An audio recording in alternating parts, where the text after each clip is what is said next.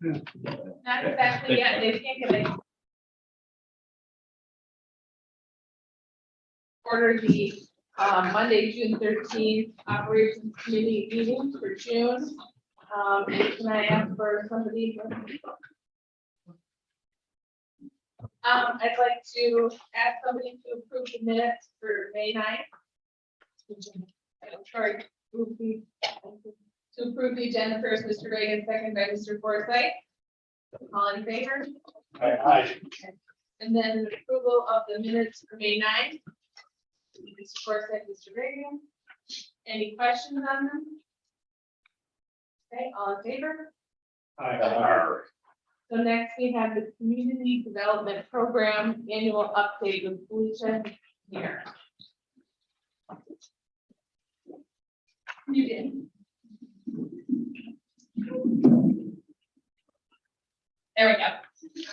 Thank you guys all for allowing me to be here tonight and to talk to you a little bit about CDP. I'm really excited to see some of you guys in person. It's been a really long time. So my name is Felicia. I'm the current executive director of CDP. I'm the outgoing director, as many of you guys know. We'll be doing a new search very shortly. But here's my last annual report that later.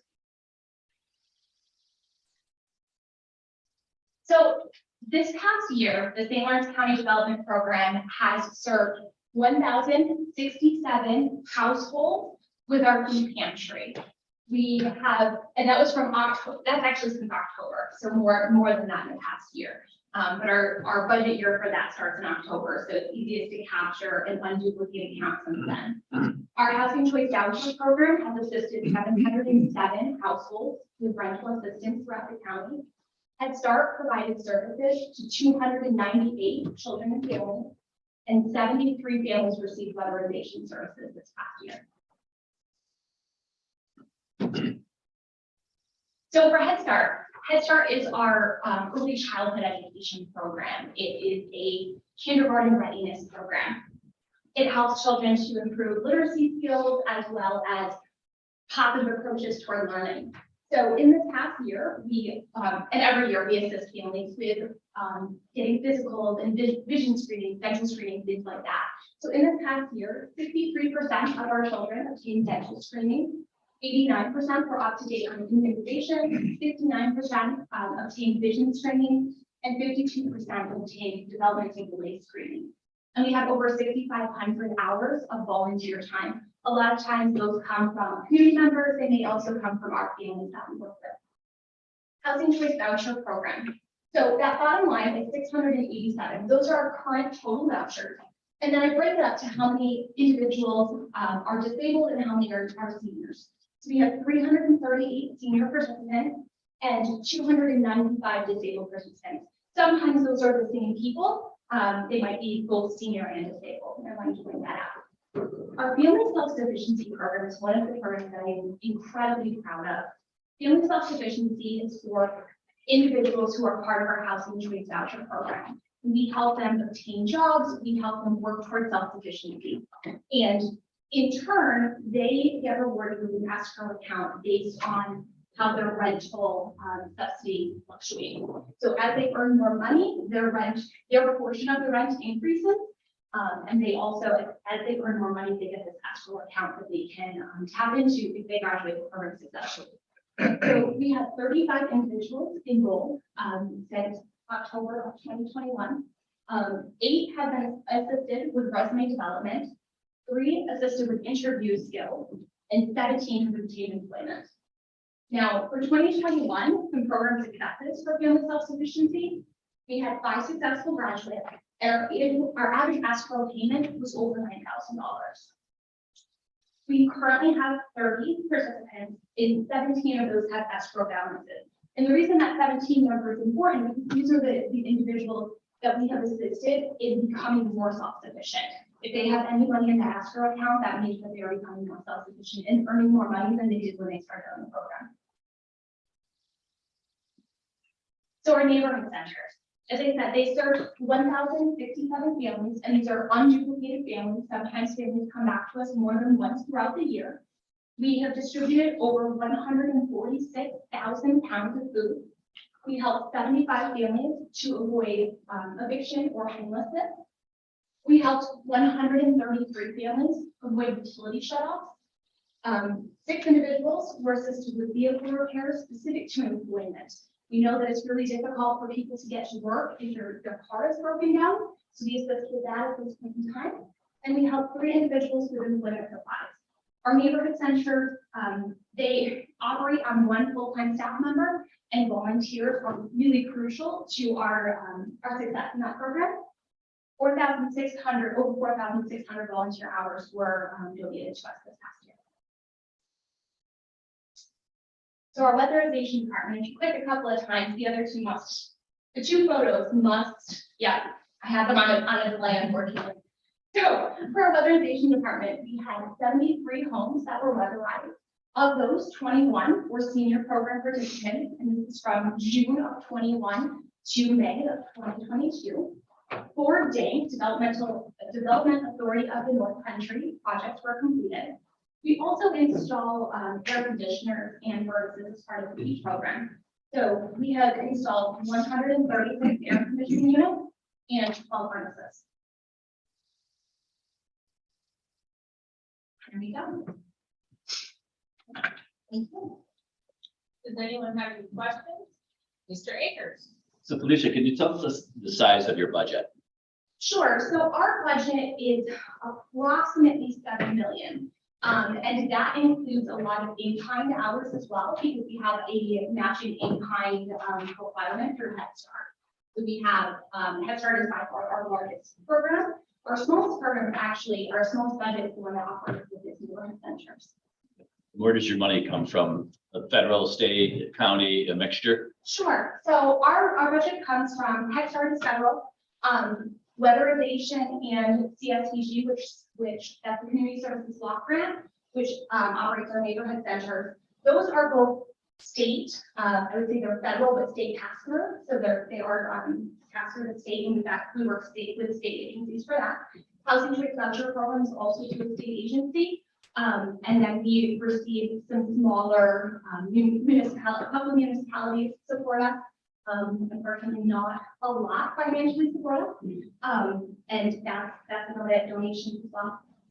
So very little county money or no county money at all whatsoever? The only county money we get is when we do the air conditioning or furnaces. Sorry. The furnaces. And how many employees do you have? We have approximately 120 employees. This is just all in St. Lawrence County, or? So our agency only serves St. Lawrence County, Okay. but it does serve the entire county. Thank you. Mr. Smith was next. How does somebody get directed to your agency or funneled there? How does that process work? Sure, I would say if there's a specific program they're looking for, they can always call the 386-1102, and we can direct them to that specific program. I think the best way for people to access our programs is to our neighborhood centers. And I say that because those directors are very knowledgeable of not just our services, but also services in their local area. So if there's something that we can't assist with, a lot of times they can refer people to another program that can. And our neighborhood centers are located in Ogdensburg, Potsdam, Canton, Governor, Messina, and then we have one person within Fulton, Pierpont, and Parrishville. Mr. Burke was next. Thank you for the work and the information. Could you tell us what you've seen recently as far as unmet needs, relates to the inflation? So I think what we're currently seeing is, obviously we know prices are increasing significantly. And when we work with families who are all on very big budgets, very small, very tight budgets. So as prices increase, gas prices, grocery prices, all across the board, it's more difficult for them to meet the basic needs. They're struggling more than ever.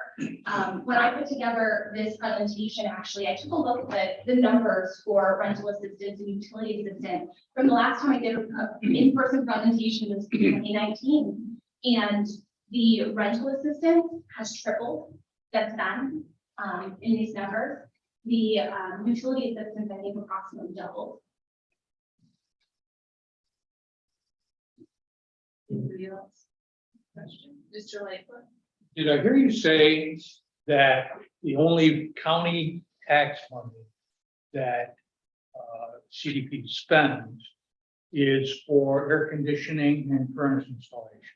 That's the only county money that we receive. Okay, so these costs that keep going up, is the reimbursement or the grant money that is available to the CDP?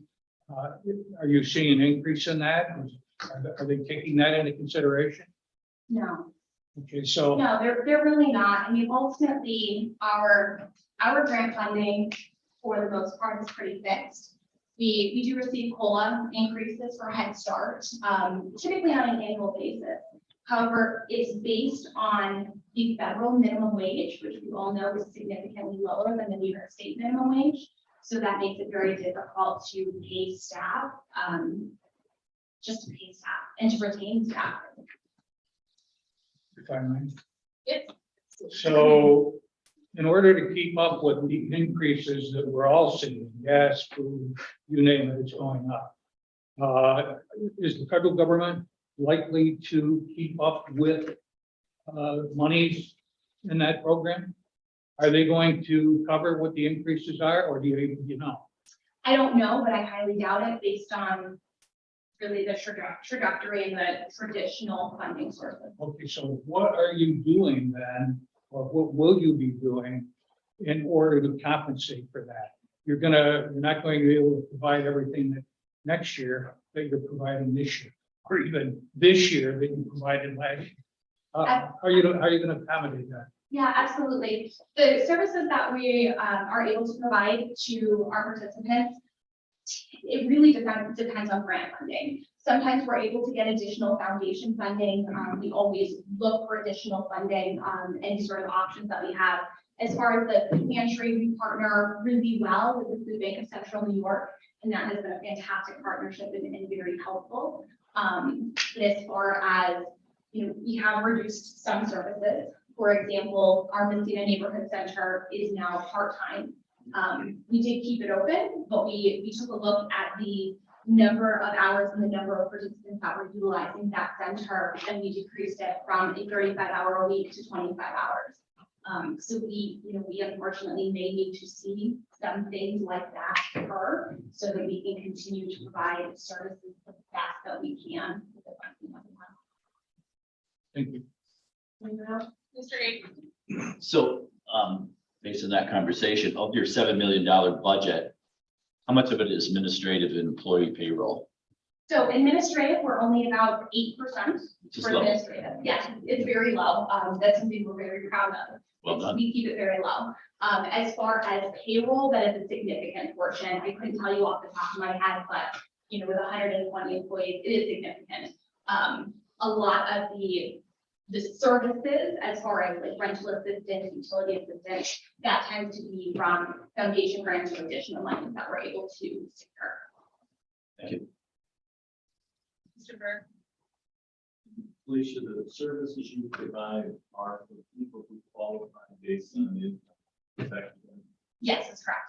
With many people knocking on the door for help that are above. So our current threshold is relatively generous for a program that serves low-income individuals. We are at 200% of the federal poverty level. So most of the people that come to our doors do meet that threshold. We have had a couple that don't, but we've been able to assist them with some unrestricted foundation or grant funds. So we have still been able to serve some of those folks. Anybody else? Mr. Akers has one So- more question. You've sparked again. What is the federal poverty level? Oh my gosh. Is it like So, family? yeah, or- it's based on family size. Okay, If you Google federal poverty level, it'll pop up an entire chart for you. I don't have those numbers off the top of my head, but so it could be for an individual also then. yeah, absolutely. Yes, it goes, I believe, household size 1 to 7, and then there's an additional allocation for every person over that. So people are eligible 200% of that. And that's on your chart. Yes. Okay. I think that's all I have. Are you sure? Okay, does anyone else have any questions? Thank you very much, and I'm sorry to see you go. Thank you guys so much. I appreciate it. Okay. Moving on, I have a resolution from probation proclaiming July 17th through the 23rd of 2022 as probation, parole, and community supervision week. Moved by Mr. Akers, seconded by Ms. Diaco. So this resolution does ask you to board recognize July 17th through the 23rd as probation, parole, and community service week. Basically recognize the hard work and dedication of those agencies that provide community-based supervision, specifically mine. This year, last 2 years, we usually do some kind of a project in the community. Staff volunteers, and we've done numerous projects. Last 2 years, we haven't been able to do because of COVID. We're looking now for something to do, where we can get back into it. Some kind of an outdoor project. If anybody has anything you want to recommend, some kind of outdoor for a nonprofit organization. We've done a lot of cleaning in the past. Also, that we can usually do a staff picnic with a little park and all get together. It's a party. So we're hoping to do that again this year. Like we said, we've been put on hold for 2 years, so we're hoping to get together this year. Does anybody have any questions? Mr. Akers? Well, I would just say that we could have a, do like a fundraiser, like we could chain a legislator to a fence, and the longer they stayed, they would earn more money. I was thinking like Margaret Haggard or maybe John Burke. Those two. Being parts and maybe Joe Lightfoot also. Maybe throwing everybody in. Ruth Doyle, somebody, Anyone have any questions? No one at all. Okay. All in favor? Aye. Any opposed? Thank you. Next, from the sheriff, we have a resolution modifying the 2022 budget for the sheriff's office for implementation of an additional K-9 team, equipment and training for the St. Lawrence County, moved by Mr. Forsythe, seconded by Mr. Fay. There, the sheriff is on the television. Hi, Sheriff. How we doing? Doing well. Good. So this resolution, if you remember last year, I came to one of the board meetings, created a fund for donations that we would accept into the sheriff's office for our second K-9. We're at the stage now where we're going to purchase the K-9. Actually, we've already started that process from Albany through the sheriff's office. They have a great K-9 program down there, and one of their vendors sells K-9s, so that's where we're going to purchase it from. We're ready to set up training for July for the tracking component for the K-9, and then we'll have a second certification for narcotics in September training process, along with the equipment for the vehicle and any other equipment that the dog may need, training tools. Just a word of note on the donation parks. I know there was a question last time of donations into the K-9 department and the sheriff's office. We've been doing this for as long as I can remember under Keith Knowlton. He would take donations for the K-9 program through Gary Jarvis and Kevin Wells. During Kevin's time, actually, there was a whole business that purchased the complete dog for like $5,000. So we've been taking donations for our K-9 department for forever, since we've had it back in the early 80s. A lot of civic groups, organizations, businesses, private citizens call me or see me all the time wanting to donate to the K-9 program because they think there's great value in it. So we started a donation drive last year. And again, it's a donation. If they don't want to donate, that's great. If they do, this gives them an opportunity and an avenue to do that. So that's what we've done. So I'm looking to have this resolution create a transfer of funds from that donation balance into our revenues so we can purchase the dog and the training and the equipment. Any questions? And the dog's name, Brooks, is gonna be named after, Yeah, Sergeant Shelley, who passed away last year from cancer. We're going to have a ceremony and name the dog Shelley after him. questions or comments? Okay, seeing none, all in favor? Aye. Any opposed? Motion carries. Okay, next up, with Matt Denner from Emergency Services, we have a resolution authorizing the chair to sign a contract with the New York State Office of Homeland Security for a fiscal year 2022 emergency management performance grant, moved by Mr. Lightfoot, seconded by Mr. Sharon. Good evening, everybody. This is a grant that we get every year.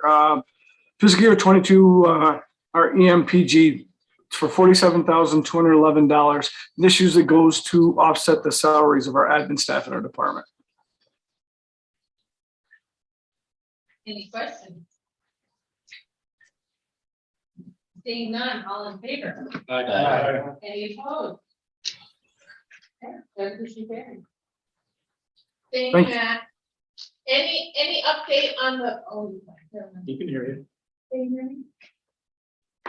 any update on the airboat situation? We are putting together a committee. I've got a couple of people in the fire service. One of them is our county dive master who kind of helps out all the dive teams in the county. He's one of them on the committee. So we're forming the committee as we speak, and hopefully we'll be getting some meetings here soon. Mr. Forsyth, I have a question. Matt, what is the status of the dispatch with the city of Oxford? Has there been any meetings, talks, or anything? There hasn't been any that I've been invited to, no. No dialogue?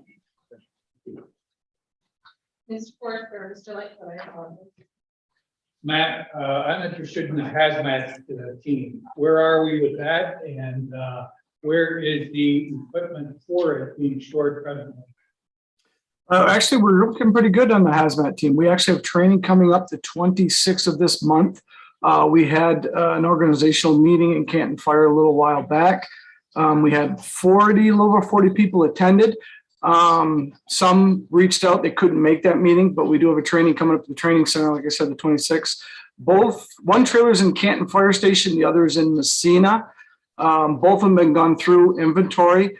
This coming training, what we're doing is we're going to take everything out of both trailers, set everything up so everybody's proficient how to set it up. We've had a good number, I think about 8 or 10 individuals that are in the process right now, and plus 2 of the sheriff deputies of getting their hazmat technician class. There's 5 modules to it. They've completed the first 3, which we did here in St. Lawrence County. Franklin County's doing the first 3. Then the state's going to put on a joint class with Franklin and St. Lawrence to get the last 2 modules. Good, thank you. Good news. Any other questions from Mr. Denner before we vote? Seeing none, thank you, Matt. Thanks, guys. Next up, we have Mr. Pfotenhauer. I have a resolution authorizing the continuation of agricultural district 2 and accepting modifications to the district, moved by Mr. Akers, seconded by Ms. Forsyth. Go ahead. Thank you. It's been a little while since we've seen an ag district review. They're reviewed every 8 years. The county has 2 of them, 1 district 2. So it's been 6 years since the last review. So I just want to give you a little overview of what an ag district is and the process that we go through in the more thorough review.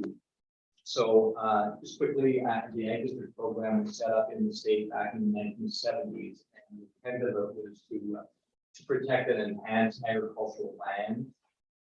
Basically, we're seeing some loss of ag lands in the at that time, and felt this would be a way to encourage and ensure continued ag protection on in areas that have a predominant land use of agriculture. So the county has 2 districts that have been set up now. Currently, there are 2 totaling about 617,000 acres. Ag District 2 is the one that's being reviewed now, and Ag and Markets requires this more thorough review every 8 years just to see what the status of the agricultural uses are at that time on an 8-year cycle. And so we've been engaged in this review process for several months now. There's a 5-step program or 5-step analysis that counties are to look at. I won't go into detail after to talk about any of them, but I'm just going to focus on the rationale for the additions and removals to Ag District 2 because there's quite a few. We've done a pretty comprehensive review this year, and we've been they've evolved over the years with our mapping software that we have. We're able to really dive in a little bit deeper and do a more thorough analysis of what is out there and what could be in the Ag District, what should be in the Ag District, and what should not be in the Ag District. Just a little bit more background. You're actually able to add lands to a district every year. That was a new addition to the process back in 2004. But you can only remove lands every 8 years. But again, the thorough review is supposed to happen every 8 years. So we went through a pretty detailed analysis of all the land in Ag District 2. And just for orientation, Ag District 2 is on the eastern side of the county. Canton has been Russell over the east, consisting of 15 now, about 316,000 acres in District 2. Went through, did an analysis of the lands in the district and identified properties based on their agricultural exemption, whether or not they received an agricultural exemption, what they were classified by on the property basis. So that 100 series assessment is an agricultural component, but there are also additional ag properties that can be used for agricultural purposes outside of the 100 ag assessments. And then we also did a really detailed cross-check with aerial imagery. We received some new imagery that was flown by the state just back in 2020, so it's very fresh. We have a good understanding of what's actually out there, essentially ground truth, what the property is being used for. So as a result of that more detailed analysis, we've come up with a total of 397 parcels totaling 31,438 acres that is being proposed to be brought into Ag District 2, and also removing 126 parcels of non-agricultural land totaling 1,167 acres. So all that analysis was done, was presented to the county's Ag and Farmland Protection Board, and we went back in April and vetted this work that our office did, and essentially gave us the okay to move this on to you, this board, for its acceptance. And the next step after this is to present it to the Department of Ag and Markets. I have to answer any questions. Question, Jason. Thank you. What's the biggest reason for removal from ag? Yeah, well, a good question. We a lot of residences were initially included in the district. They're not being used for agricultural purposes, so we're suggesting that it be. Okay. And follow-up is the solar project. Origination of this is to protect ag lands, which we're seeing a lot of the ag lands, in my opinion, assaulted in way because they're disappearing. Do they still receive the ag exemption, or do you have to wait 8 years till they're taken on them? No, the ag exemption, actually, you don't need to be in an ag district to receive an ag exemption. You just have to have more than 7 acres in active production and receive income of $10,000 or more to get an ag ag exemption. So, yeah, some of the projects, some of the solar projects that we've seen are in ag districts. They lose their ag exemption once they were converted to ag. Solar. As soon as they're up and running, As soon as they would be reevaluated. So so if they're getting an exemption now, I think I believe that's an annual exemption that you can apply for. And if you were not meeting those thresholds, that's 7 acres plus 60,000 on that property, you would. you know, get to the subsidy. Mr. Light. Am I correct in assuming for the town of Oswegatchie that this negative 15,178 is the total acreage removed since 2004? What happened there was we realigned the district so that it didn't go away, it just went to District 1. It was there was more of a hard boundary identified. And so, yes, that acreage was still in the ag district, it's just in District 1 now, and was moved over. The same amount of acreage? The 15,178 was removed from 2. Okay. And what does that leave as a balance in the town of Oswegatchie? It would be 15,178. They would still have that acreage. So Oswegatchie District 1, District 2 is within, no? No more District 2. Okay, Oswegatchie all right. strictly District 2. Okay. All right. Okay, thank you.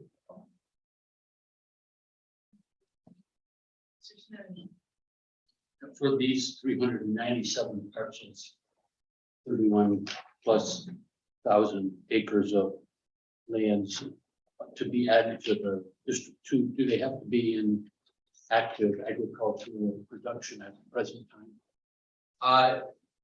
The ag markets definition, we put them in based on their assessed value, what we identified as being active ag. So yes, we are pretty confident that they're active ag. The definition for ag markets is need to be actively used 3 of the last 5 years.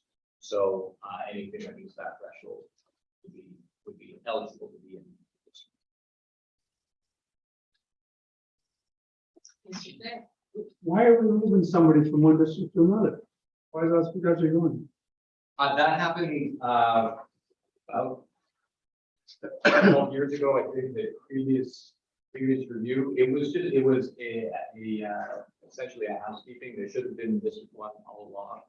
They were in District 2 for I'm not sure exactly why, but that was a decision by the ag board and by this board.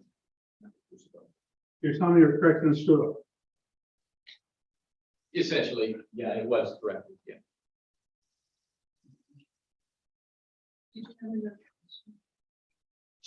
These 397 parcels, they weren't requested by the actual property owner, it was determined by the. Correct. That's correct. They were noticed twice. A notice was sent out to determine that property was being active ag. If you have any concerns with it being brought into the ag district, and received a number of phone calls initially, and were able to answer the individual's questions if they're concerned about what the implications need to be added or removed from the district. And so we sent notices out. Any notice that was returned to us, we assumed that the individual obviously didn't get the notice, so we did not take any action on this. So if the owner of the property did not want to be moved into the agricultural district, is that possible? Yes, then we would take them out.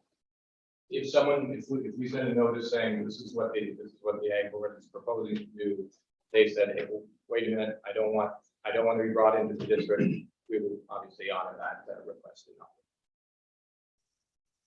So if a farmer, say, decided they did not want to be an active farmer anymore and wanted to use the land for something else, Would that be possible, or would that have to be approved by the ag board?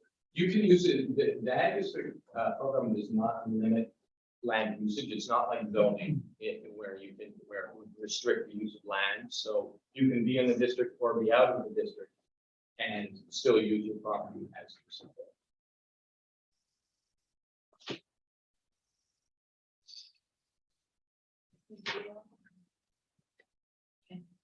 Excuse me, I had a minute. Jason, is this an arbitrary proceeding to remove property? I see you had one person at the review, and judging by the narrative here, they had questions, that person had questions regarding adding acreage to district. How do you go about determining, obviously without any input from the property owner, how you're going to remove these parcels? And is it in fact arbitrary, or does the property owner have some say in it? Property owner certainly has some say in it. And it is arbitrary. But we look at those parcels that are not benefiting, or not going to add benefit to the ag program, so they're not agricultural in nature. Wetlands, we're taking a lot of wetlands out because they're not going to be used for agricultural land. Golf courses, now there's agricultural use, remove those. Individual properties, residential properties, so a 1 acre parcel here, parcel there, that is simply residential in nature. And we received phone calls of individuals sent a notice saying we're looking to remove your property because it's not an agricultural property. And people would call up and say, doesn't matter, I want to keep my property in the district. Of course, we'll always honor individuals' request to keep it. If I may. So it goes without saying then that property that previously was in the program that is now occupied by solar and wind are excluded from the program. Is that correct? From the agricultural? Certainly from the agricultural exemption, so they would not receive any benefit, any taxation benefit, if they're not being used for agriculture. Thank you. Mr. Reagan. So what is the benefit of being in the ag district? Yeah, good question. That's the number one question that people will ask when they call up. And there are several. The main one is a way to prevent local municipalities from passing unreasonable land use regulations. You're in an ag district and a municipality wants to enact a setback, a zoning setback, for spreading manure. Say that you can't spread manure within 200 feet of a property boundary. That actually happened in St. Lawrence County. I've seen that several years ago, and it was determined that because that property was in an agricultural district, that rule was unreasonably restricted to the agricultural practice in the district. That law is removed. One benefit, another benefit is nuisance lawsuits. Is another example. In manure can be controversial. The property owner moved in to a property adjacent to an active farm. An active farm spreading manure. The individual was upset about and wanted to engage in a lawsuit. The ag program would protect the farm population.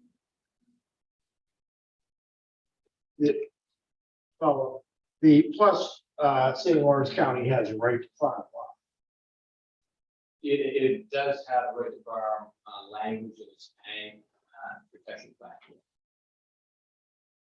So my recollection, correct me if I'm wrong, is if there's a dispute between a farm owner and a neighboring property owner, then the neighboring property owner can go to the Ag Protection Board and they can review the agricultural practice in question. And if it's a commonly, generally accepted modern agricultural practice, then the farmer, can continue doing it. That There is a dispute resolution process, yes, that the Ag Environmental Protection Board has been engaged with in the past. It's been a few years since they called upon by a situation like that, but they have acted to essentially mediate dispute between the two. Anybody else? Seeing none, all in favor? Aye. Any opposed?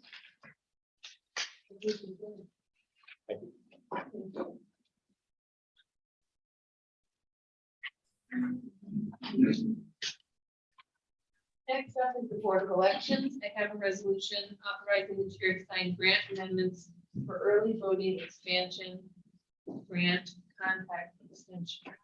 Read by Mr. Burke. Second, by Mr. Burke. Hello. This resolution just extends the deadline for the early voting expansion grant. We have, it was originally 20,103. We have purchased a few printers that we just haven't completed the process of paying for them. Yes, we have not gotten that reimbursement, but we will be spending this for all of the expected additional costs for early voting. Anybody have any questions? Seeing none, all in favor? Aye. Any opposed? None. Motion carried. Thank you.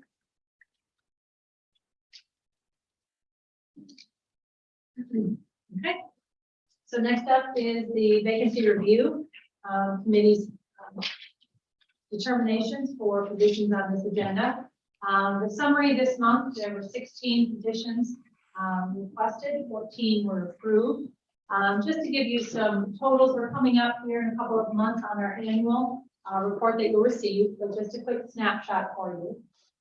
We are at 131 positions requested since 2021 in September. Our trend has held pretty steady over the last probably 7 years now, right around 155 to 165. And so I wanted to watch this a little more closely because of some of the resignations that organizations are seeing, and certainly we are different. So in looking at our average vacancy number per month, in 2018, 2019, we averaged about 14 positions. And we dropped down in 19 to 20 to 11. This is on a monthly basis again. In 20 to 21, it rose by 1 to 12, and right now we're trending at 13. So we aren't seeing necessarily as the stats would report, but what is interesting are the percentage by request. So I took a look at 21's request percentages, and the top 4 come to mind, which you hear often in our meetings from certain departments, I'm sure come to mind, social services being one. Last year, they had 45% out of the total. So let me give you the how to look at this. So out of all of the positions requested in that year, 45% of them came from social services. This year, it's 25%. The same structure in the sheriff's office, it was 8%. This year, it's 14%. In the highway department, last year at this time, and this is probably the most remarkable, it was 3%. Right now, we're at 14%. In the community services, 8% last year at this time and 9% this year. So, they shift, right? So we're seeing, a decrease in the positions requested in social services, but we've seen a great uptick in highway. But overall, our numbers are very similar. So I'm hopeful to bring you in August an update on the annual. We'll pull everything together and give you those numbers as a whole. Certainly, it's something that a lot of conversations are happening about with this continued term of the Great Resignation. Our numbers would not seem to reflect that. We've got a few areas we're having difficulty recruiting and retaining employees in, but we're pretty steady.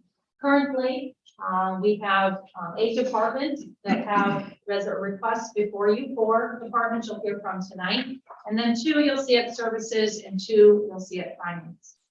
So that being said, the first for this evening is the sheriff's office. Wade Brooks is still with us. He's got a couple to bring before you. Go ahead, Brooks. Thank you. So the first one is a vacancy to abolish 2 part-time positions on the road patrol and create 1 full-time position. Over the last year or so, we're having difficulty filling the part-time positions, many reasons why. One would be probably the money they're making as far as hourly wages. The second is the pool of candidates. We found out through civil service law rules that the state police, board patrol, any federal agency or SUNY police officers don't qualify under civil service rules. So that really brings down the pool of officers we can pull from. And the retirees are not continuing into law enforcement. So right now we're struggling. I haven't filled a part-time position since October of last year. There's no candidates to fill that position, and I'm losing another one very shortly. So I'm going to be down those 2 with no fills for those. So we've come up with a creative idea to abolish the 2 and create a full-time position. And I know you're wondering what the cost would be. The cost for part-timers is for the hours they work per year is $78,769. A full-time officer would be $71,780. It's a savings of $7,000. The only caveat to that is they wouldn't work as many hours. The one wouldn't work as many as 2. So we're losing 800 hours of workforce. But I'm looking to abolish the 2 part-times, make it a 1 full-time position. Any questions? So Sheriff, why would not a state trooper, border patrol, or SUNY security officer not qualify to be a deputy sheriff? I believe you can ask Johnny maybe to verify this, but it's something about the testing. The civil service test they took to get their employment doesn't match up with the deputy's test, but Johnny can probably speak on that a little bit more. I don't want to misspeak on that. That's my understanding. Can you explain, Johnny? Sure. New York State Civil Service, very specific. They have very specific tests. And there's not a lot of reciprocity with, like, the New York State's test is not the same as our test. The other types of positions are not the same as our tests either. So sometimes when they're close enough, you can do a transfer. But New York State Civil Service has a very specific test for this, and they won't do any reciprocity with any other one. It's not that those people couldn't become one, but they'd have to take the test. It's not rational. That's what somebody with that type of training already, that they couldn't become a deputy sheriff. I mean, is there a solution? Is it a legislative issue then? Oh, I don't think so. They know the issues. New York State Civil Service knows the issue. I brought it to their attention. I'm sure many more people have brought it to their attention, but those tests, I mean, you have to have the exact same exam scopes in order to transfer to any other title. And they just don't match up. And we talked about the state police, New York State police troopers being able to be a sheriff after they've gone through whatever civil service test they take. Will not allow it. I know it doesn't seem right, but they just won't allow.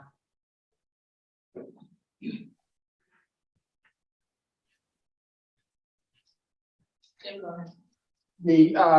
we make a note of that and put that on our legislative priority list for next year to, and I think that something like that ought to have a legislative solution And I would urge Brooks to bring it to the Sheriff's Association and the Deputies Association. And, you know, I would think that if the various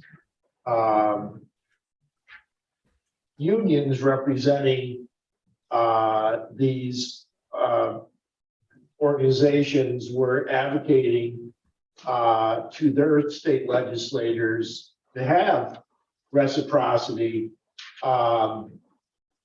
it could help address, you know, this kind of problem for part-time positions for retirees. And you know, maybe not, but you know, sometimes you know, if you bring something up and it, you know, of course, the state let, you know, it's worth a try. Sure. How often is the test given and what's the cost? The cost for a sheriff test is $30. And it is given, well, it was given last year. I think it's given once a year, I believe.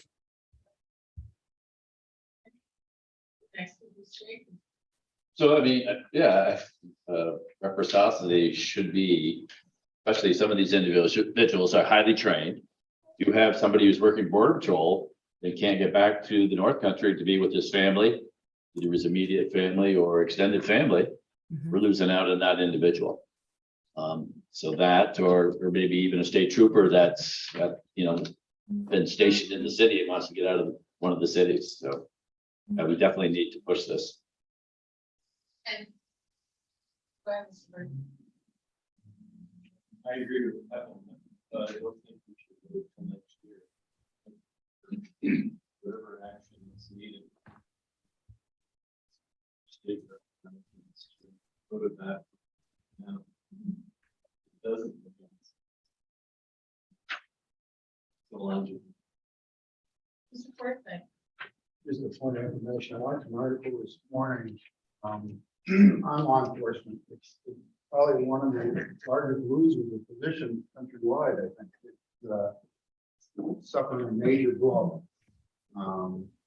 Maybe it's a trend that we're getting into here also. Well, but I think the suggestion would help if it can be overcome. So the part-time positions that Brooks is having to look at, abolishing was a very creative way, for those of you who may have been here when that was created, to take away from the folks who had to be on the road. So if they don't have the part-time positions filled, they've got to pull deputies to do the transport. So these part-time positions were specifically crafted to help offset that. And to just this last, I'd say even 14 months, have been a struggle. And there's been a couple situations where they had a little bit more help, but it doesn't look good. So I think this is, you know, one of the compromises of going back to having a deputy dedicated to this function. But it's a challenge for sure. The courts open back up and different things demand their time. So I know that at different points in the last few years, I've seen where the correction officer exam was given without a cost, or a couple of academies, they waived it completely. Do we have the ability to absorb that $30 if we really are looking for applicants? Not that it's a lot of money, but. Well, we are responsible to pay New York State for the amount they charge us for the exams. But I do believe, Johnny, we have the ability to make that payment ourselves in some situations, right?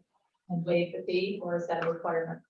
No, we can budget for the expense. New York State takes $5 of every.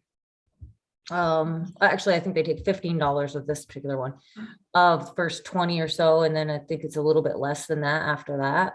But we could budget for that type of expense and So- waive the fee.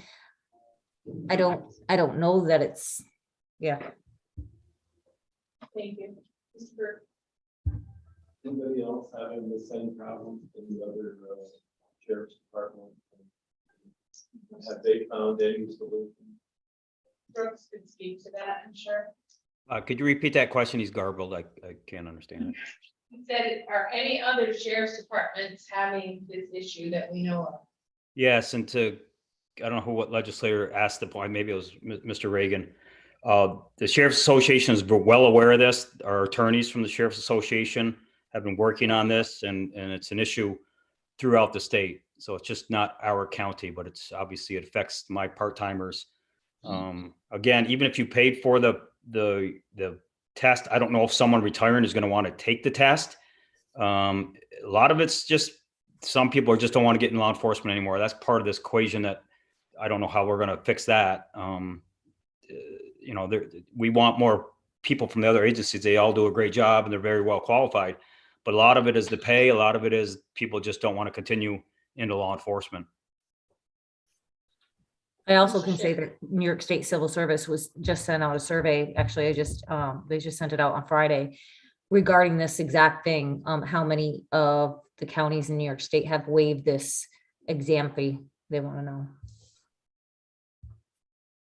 I agree that we should put that on our legislative agenda for next year, but I also think that maybe we should pass a resolution for next the operations meeting in support of this clause, given the reasons why it doesn't make any sense to me.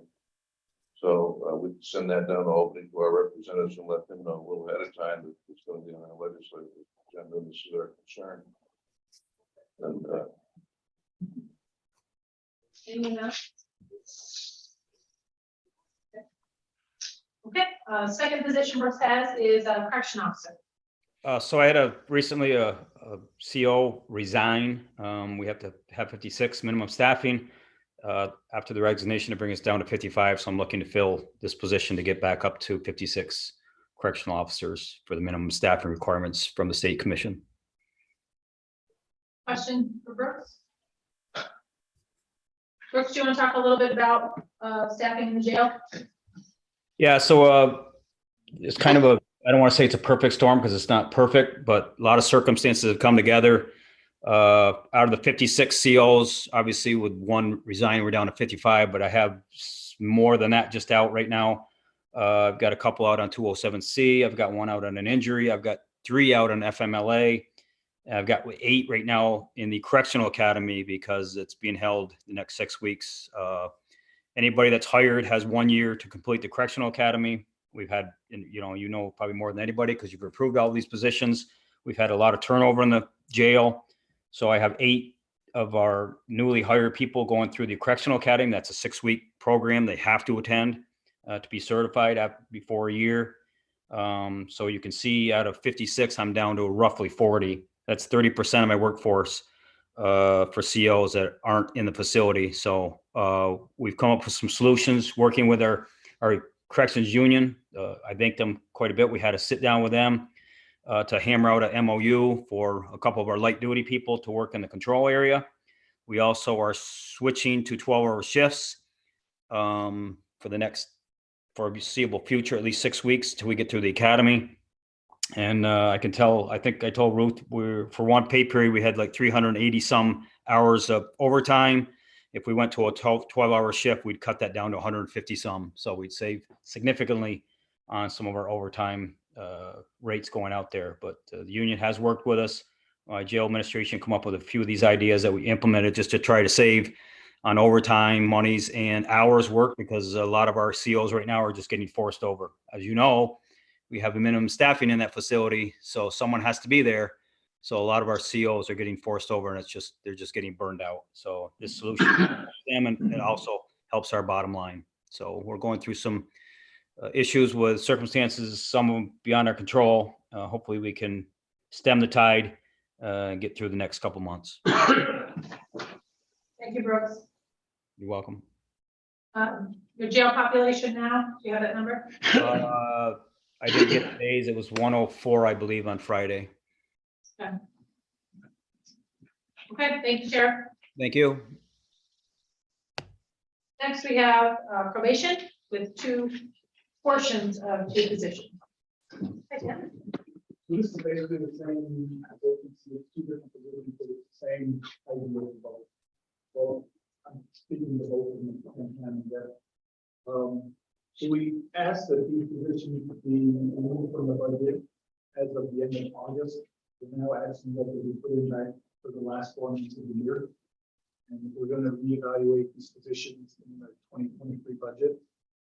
The difference between the two, for the 4 months of the two positions is about $39,250. I had a probation officer off on long-term medical, and she ended up retiring after that, so the position's empty now. My plan is to leave that position empty until the end of the year. I was able to distribute her workload between 4 other people. As far as making up the money, it's not gonna have to come out of anywhere else. I can cover the salaries with my budget at this point. So we're just asking that they be put back in the budget for the last 4 months. Like I said, we'll reevaluate in 2023 budget season if these positions are still needed or not. Mr. Bergen. Thanks. Tim, I called you earlier today asking you about this because I thought we'd taken it out. And I asked you why, because I thought the cashless bail had reduced the numbers there, and as well as COVID, and also that the caseloads have been dropping for your probation officers and they could handle the load. Can you expand on that? So in 2015, we had 681 cases.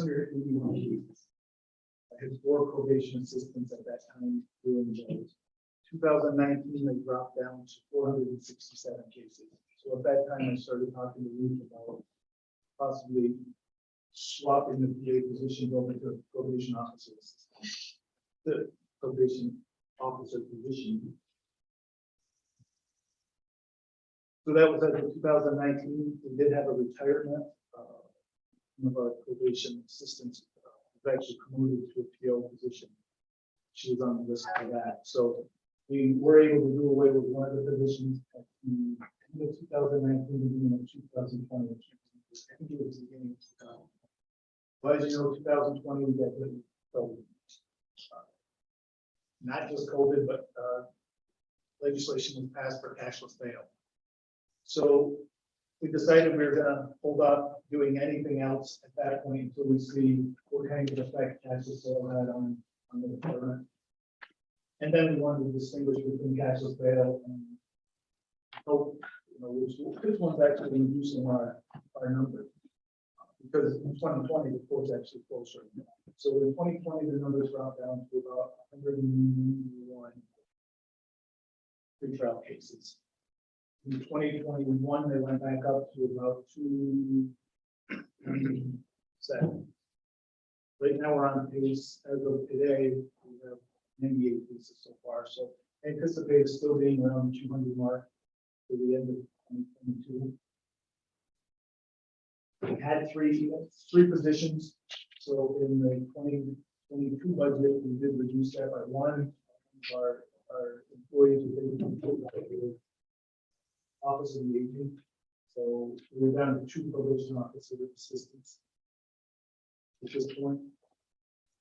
Right now, the caseload as of this morning, well, a month ago, when I looked at the numbers, it was at 52.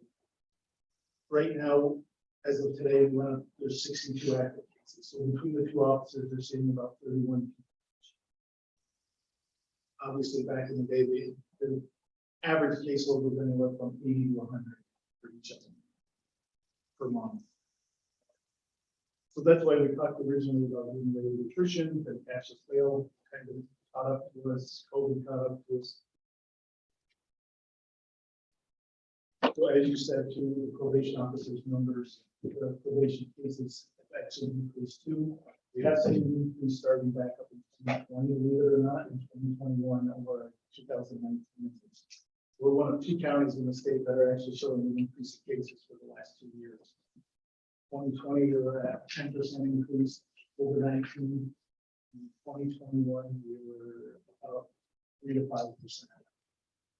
So far this year, it's the same. We're still about 5% increase over 2019. So those cases seem to be going up slightly. Obviously, nothing to write home and on about, but my average caseload is probably around 40. Probation officers could handle around 50 to 55. When they get in their 50, I start getting nervous because they're not able to spend enough time per case that we want them to. I have some specialized caseloads that I don't like over 35. Our juvenile officers shouldn't be over 25. So there's numbers we try to keep my officers at their comfort, as far as, you know, where they're not overwhelmed, and they can actually spend time trying to ability to defend it, get them back on the spot. They get up near 55, they can't spend the time that I want them to. So we're trying to find work, other things for them to do. It's tough because probation assistants can't do the stuff probation officers can. They're not police officers or my probation officers. When COVID hit, we did stop sending them into the courts. The courts were closed down. We also stopped sending them to the jail because the jail was restricting visitors. So we're going to start trying to do those two things again. I'm attacking the courts now to see if they're interested in us coming back. Some of the courts aren't. Some of them aren't. So we're going to look at that, and we're going to look at, like I said, getting back into jail and finding other things maybe that they can help. We talked about them riding along with probation officers on some visits. My staff's not on at this point, so we have a topic for the next year to start talking about that before I get ready to retire. But right now, for safety reasons, it would be good if we try along with them to do business. We're going to find things for them to do. Like I said, the money, hopefully, I can squeak it through in that real position. We also have a keyboard specialist I haven't been able to fill.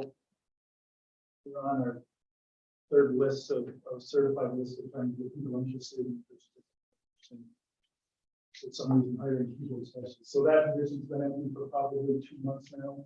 And I don't see any need to hire probably for at least another month more. So that money will go towards the difference in. So, I guess the thing that bothers me is having to look for work for them to do. In your opinion, can the probation officers do the work that these assistants would do?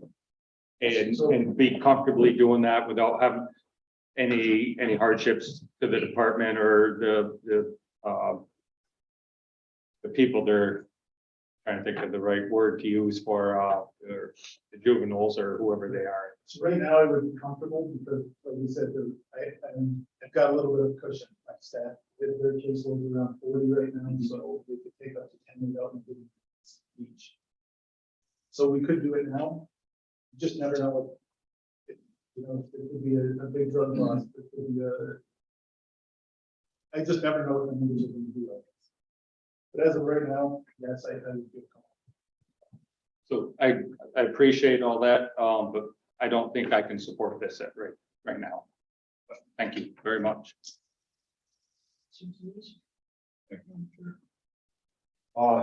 Tim, actually, your last statement troubled me a little bit. You talked about work, find work for them. I guess we're in a situation where we're talking about, you know, we need a position. For them finding enough work for them. I would think that there would be enough work right there, right now, if you wanted to fill the positions. Secondly, if I may, New York State has a maximum recommended caseload for CPS and other. Is there a maximum number recommended for probation officers? I haven't seen anything official. The numbers I was referring to basically came from the recommendation from years ago. I'm not sure if any of that's changed. Used to be we had cases under 100, but we used to have our secretaries do all of our typing and stuff. Now we have software that our department uses, so now each officer actually has to type everything, case notes, the violations, their case plans, all of that used to get done pretty much by the secretary. So now with the violation, which used to take 20 minutes to dictate, now it takes them, you know, an hour to type and to organize and do that. So like I said, comfort wise, I'd feel okay at 50 for a regular caseload, 35 for a specialized caseload. And 25 for This is Haggard. Thank you, Madam Chair. Thank you, Legislator Denisha. My question relates exactly to what he asked you. I was in a profession where I was a case manager and I had 25 by law. That was my caseload. He mentioned DSS. Are we in compliance if you're talking about numbers that are old and this is cited by you? I'm wondering if there is a standard to the state that we're supposed to be following. Like you said, nothing to my knowledge is bad with the plan. Okay. I can look to see if there's been any updates, but my knowledge and talking to the directors, we're all kind of on the same guidelines. That's kind of where my comfort level and other directors throughout the state have talked, and that's kind of where we're all comfortable. Okay. But I don't believe there's ever been any guidance as far as you cannot have over 50 cases, or you cannot have. Because it does fluctuate throughout the state. Well, and I'm sure there are cases that are a lot more complicated than others, so 25 cases that are pretty straightforward versus 25 complicated cases. And that's why my specialized caseload, I like to keep a little bit more, because so my specialized caseload are DWIs and tax offenders. So they have a lot of their own requirements that the state has. We have to do DMV checks every quarter for anybody on DWI. We have to check to see if any cars are registered for that to them, see if they're licensed, a bunch of extra paperwork that the normal caseloads don't have. Same thing, sex, make sure they're in compliance with the registry. We have a 24-hour civil investigation, and so there's a lot more paperwork for those two cases. That's why I like to keep the numbers down. Thank you. Mr. Lightfoot. You mentioned a figure, and I didn't get the year, but you had over 600 cases. What year was that? 2015. And in 2021, there were 127 cases, correct? In 2021, there was 227. 227? Yeah. So that's a significant decrease, okay? I would ask you what you would attribute the decrease would be to, and I would assume you'd tell me COVID. Actually, for 2021, I'm leaning more towards it's now cashless sale. More people are getting RUS, or ROR than not. Is that the reason why you saw a well, what is the reason that you're starting to see, an increase? And we're, 5 months into the year and you're up to 98 cases. So what do you attribute that to? What kind of cases are your people working on that are over and above the, what you had been working on? Right now, I think we're getting a lot of drug-related cases, either drug use or people breaking the law to get drugs. So petty larcenies, grand larcenies, thefts. We're getting a lot more assaults, domestic violence cases were up since COVID. So I would attribute domestic violence to more COVID. But I think drug use is what's causing cases. Okay. And that's across the board, and I just try to cases. Right? Yes. In 2015, you had over 600 cases, and in 2021, you had 227 cases. How many POs did you have on staff in 15? And how many did you have on staff in 21? These are just pre-trial numbers. These aren't supervision numbers. Those would be different. These are. I understand that. So I'm talking about pre-sentencing cases. So I had the 4 officers at the 481, now I'm down to the 2 officers. So you're managing with that? Right now, yes. Like this is so out of the. So basically, right now per month, they're averaging about 50 to 60. So between the two of them, they're only supervising from 5 to 30. So again, that's about a third of where they purpose. Again, there's 4 of them. You have the same number of POs supervising those that are under supervision as you had 10 years ago? Probably within 1 or 2 months. So, but you agree you've got a lesser number of supervised cases. Yes. Okay, thank you. Acres. So the numbers don't lie. So we had 4 assistants, you had 681 cases in 2015. We have 2 there now. So half of that 681 would be 340 cases if it was the equivalent. So you actually have 227, which is a third, exactly a third of the 681. You didn't fund these in the budget. You don't need these guys, Tim. You don't need these positions. And then 6 months, we're at 98, which is half a year. So it's 100 people. So we're going to end up possibly, the math would be end up around 200 people, which is a little bit less than your 227. So they weren't in your budget. I don't believe that I can't support these positions either. I think that you have time, you're comfortable. It's a killer when you say I gotta look for something for them to do. They're finding something for them to do. So I can't support that. My constituents today. Mr. Burke. Tim, you said they're not, for the most part, attending the court sessions. Right. And you've also said that would be beneficial to have that relationship with the courts. And at one time, we were doing a lot more of that. Is attending the court sessions, I guess I was always of the belief that they were public. And do we need an invite to have our probation officer attend? Not necessarily, it depends on what we have them do, and they can sit back and validate if they wanted to. But we've always sat up near the court, near the judges.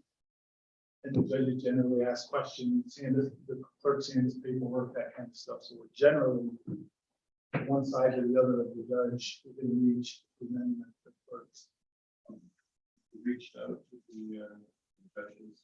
I've reached out to the senior and double more so far, we are in audience already, and Maybe feedback from the courts. I haven't received the answers from either court yet. Anybody else? Mr. Akins. Well, it's not to belabor it. This isn't going to change. This is an election year. So the progressives, Hochul will be looking to get reelected, and she needs to reach out to the liberal, the progressive wing. So cashless bail is going to continue. You had a good example. The guy was arrested in New York City on Wednesday for threatening somebody with a knife. And so they released him Thursday. Thursday, he stabbed an individual. Then Friday, he stabbed another individual and he's arrested. Probably back out on today. You know, so this is what's going on. This is what's going on in the state of New York.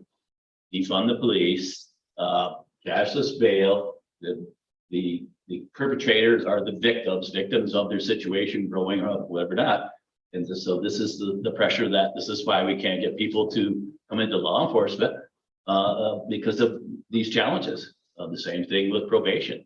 You know, I imagine your folks are feeling the same problem. So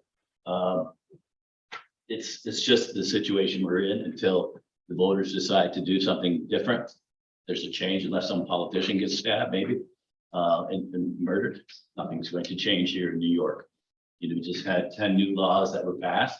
And basically what they do is restrict the rights of actually legal law-abiding citizens. That's all. Mrs. Hack.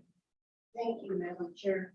If I may direct this question to the county administrator, you reviewed with the vacancy committee, you made a recommendation. And I'm assuming that we're looking at these, we felt that those were necessary positions. Is that true, or are you leaving it up to the board decision? Do you have a recommendation? So this set of positions has actually been on in front of two vacancy review committees. The discussion certainly and the decision on this is always the board's because it's policy of the position. I believe that we're not entirely sure where bail reform is going to end. But we have seen an uptick. I think that they have gone and responded to the decrease in caseloads from the totals that Tim reported. We're down 2 since that time. I think given the opportunity to do an analysis in the budget, move forward with the recommendation that way, I would be comfortable. Thank you. Okay. In 2015, that was Operation 315. They had 33 people that came in one bus. 2017 was Operation Gravy Train that had, I think, 100. My point is, if you're out on the street at all in this county, Tim will tell you that the drugs are pretty rampant. Now the crime is, I think, as high as the general public will, allow. I'm just waiting for something major to happen, but I think you're going to see some increase in this activity. I don't know what the right answer is. The numbers don't support it. We have 98 right now. We're 6 months into the year. If you looked at the jail population, we have 107. I can remember it was back in 2015, we probably had 160. So that's, and we can't get permission to, we have this minimum staffing, it's 55 officers. You don't need 55 officers to watch 107 people. So we're bound by this mandate. So we have to find areas where we need to cut costs.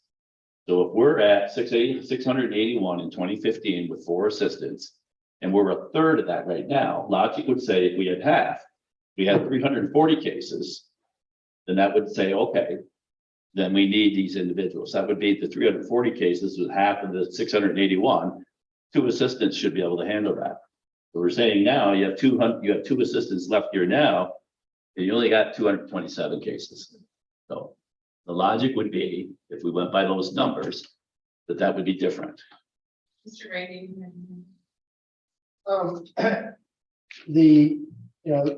The whole purpose of the probation office is, to help us reduce the jail population, keep people out of jail while being supervised to prevent crimes from reoccurring and to keep an eye on individuals to determine whether or not they're reoffending. And, I think that if our director of probation is recommending these positions, and, everyone has been talking about how people, don't want to go into law enforcement, don't want to go into probation. Officers in these agencies are burning out. I think it's important that we listen to the director's recommendations and give him the assistance that he needs. And, I think the county administrator can analyze these and make recommendations. And if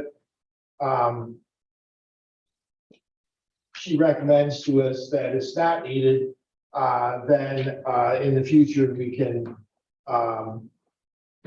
reduce the positions as needed. But I think it's important that we listen to one of our department heads, whose people are out in the field dealing with the drug epidemic, dealing with the crimes that are occurring at all levels, and make sure that our officers have the support and assistance that they need.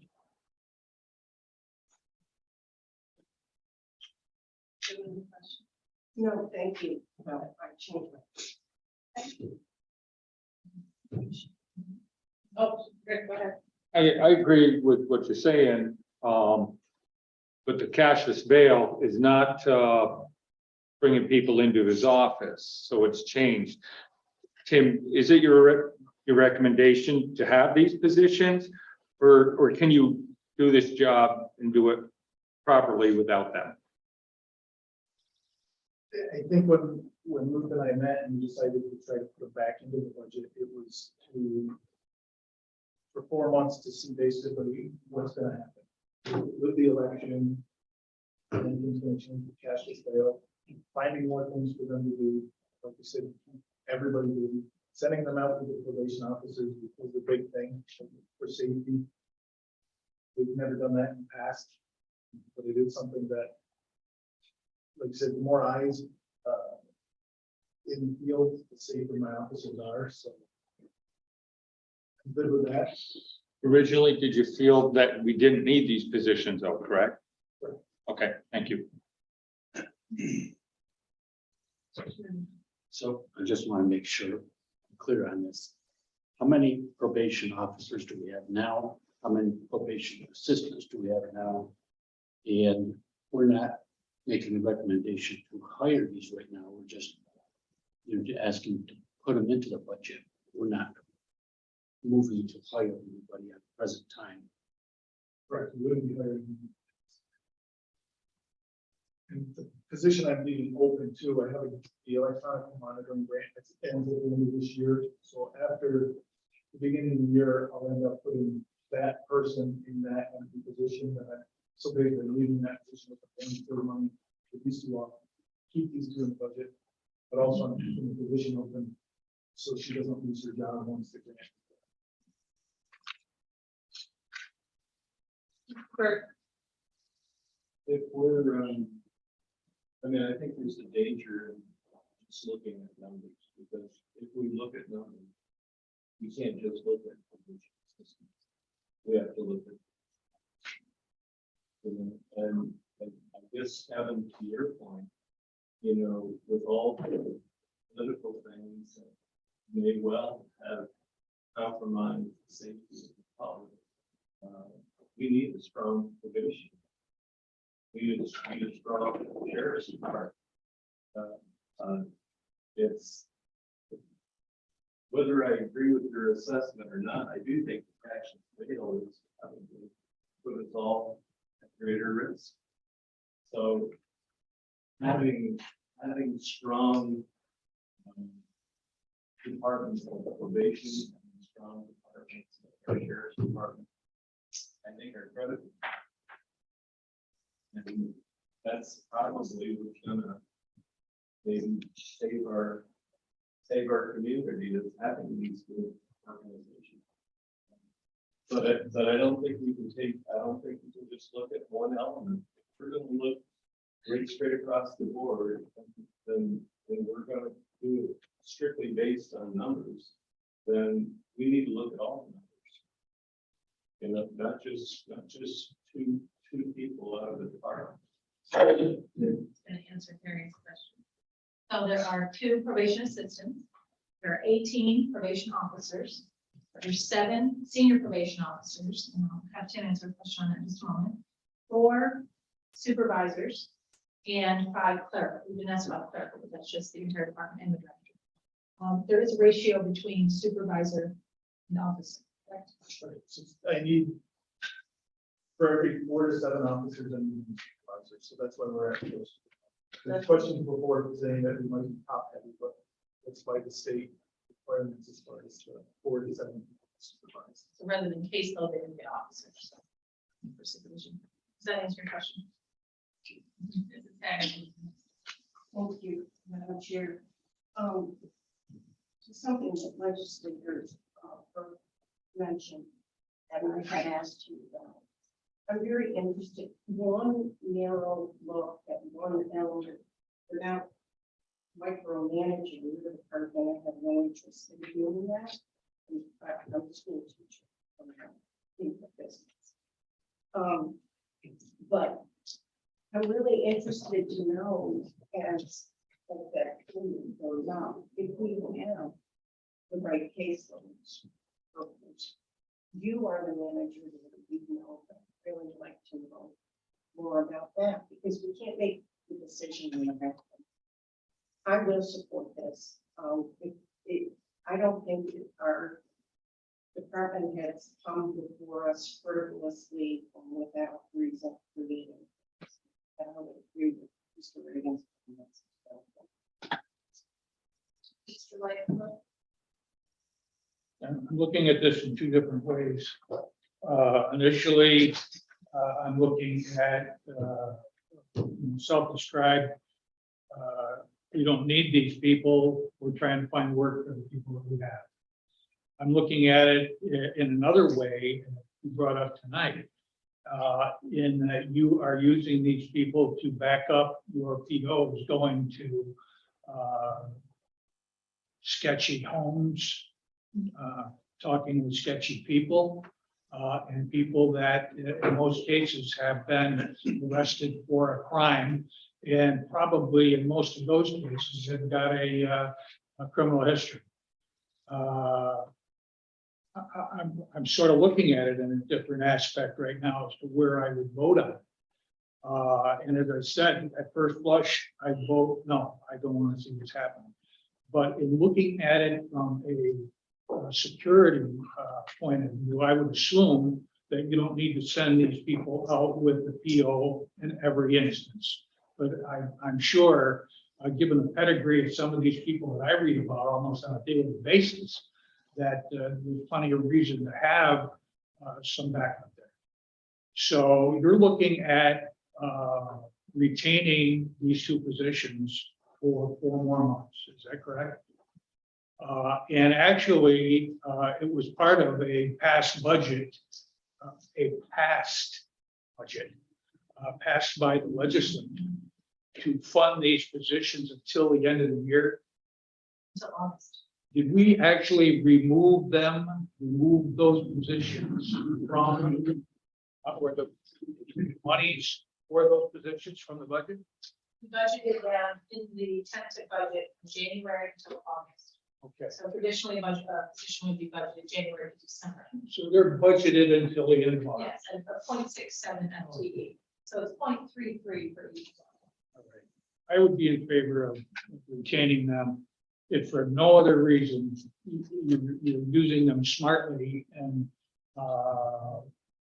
listen, one PO doesn't stand a chance, I'll tell you, with some of these people. So that's my concern. Thanks. Well, I've been here for almost 12 years, and Tim, you've been here for most of that time, either as the deputy director or as the probation director. And you wouldn't be coming to us with this argument with 4 assistants at 681 and down to 200. So in the interest of full transparency, I don't think you support this proposal. I think that a couple of legislators have reached out to you and wanted those positions to be filled, maybe because the individuals in those positions now are going to lose their job. And so you're a very logical person, and I just can't see you making this case. And the quote of finding something for them to do is going to resonate with me on these positions. I cannot support it. All in favor, do you want to put these in 2 just in case? I don't want to do one and another. Okay. So on the first, Should make a motion to table this discussion about these 2 positions. Make a Second. motion to table. Second. Seconded by Mr. Sheridan. All in favor? Aye. Any opposed? No, 2, 3, 4, 5. 5 there.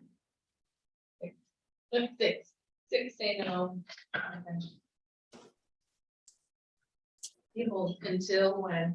So operations next. First one. I'd like to have the number, maybe in other counties, of what the average caseload is. And I'm surprised we don't know what that average caseload is for the average probation officer. And, you know, What the state trucks, recommends. what's that? With the state. rules.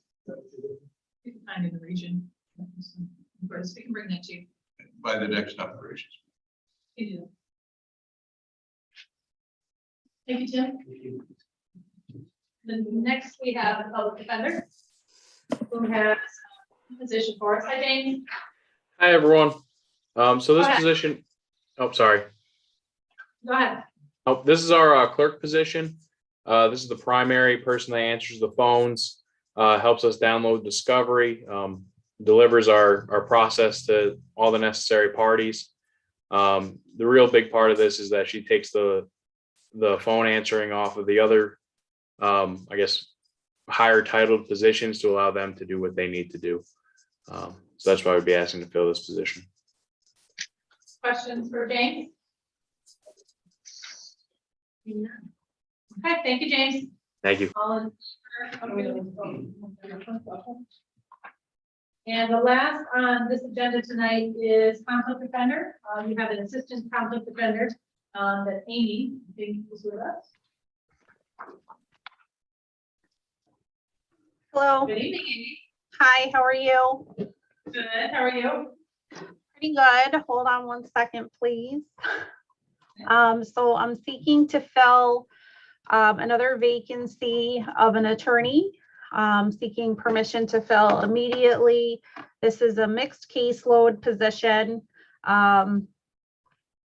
for our department. So primarily the person in this position has been mostly just doing neglect cases and some custody and some of our criminal cases, most recently a pretty significant criminal case for our office. So it's been a significant benefit to the office, and unfortunately that position will be vacant now. I believe we're looking at June 24th, the last date in this office.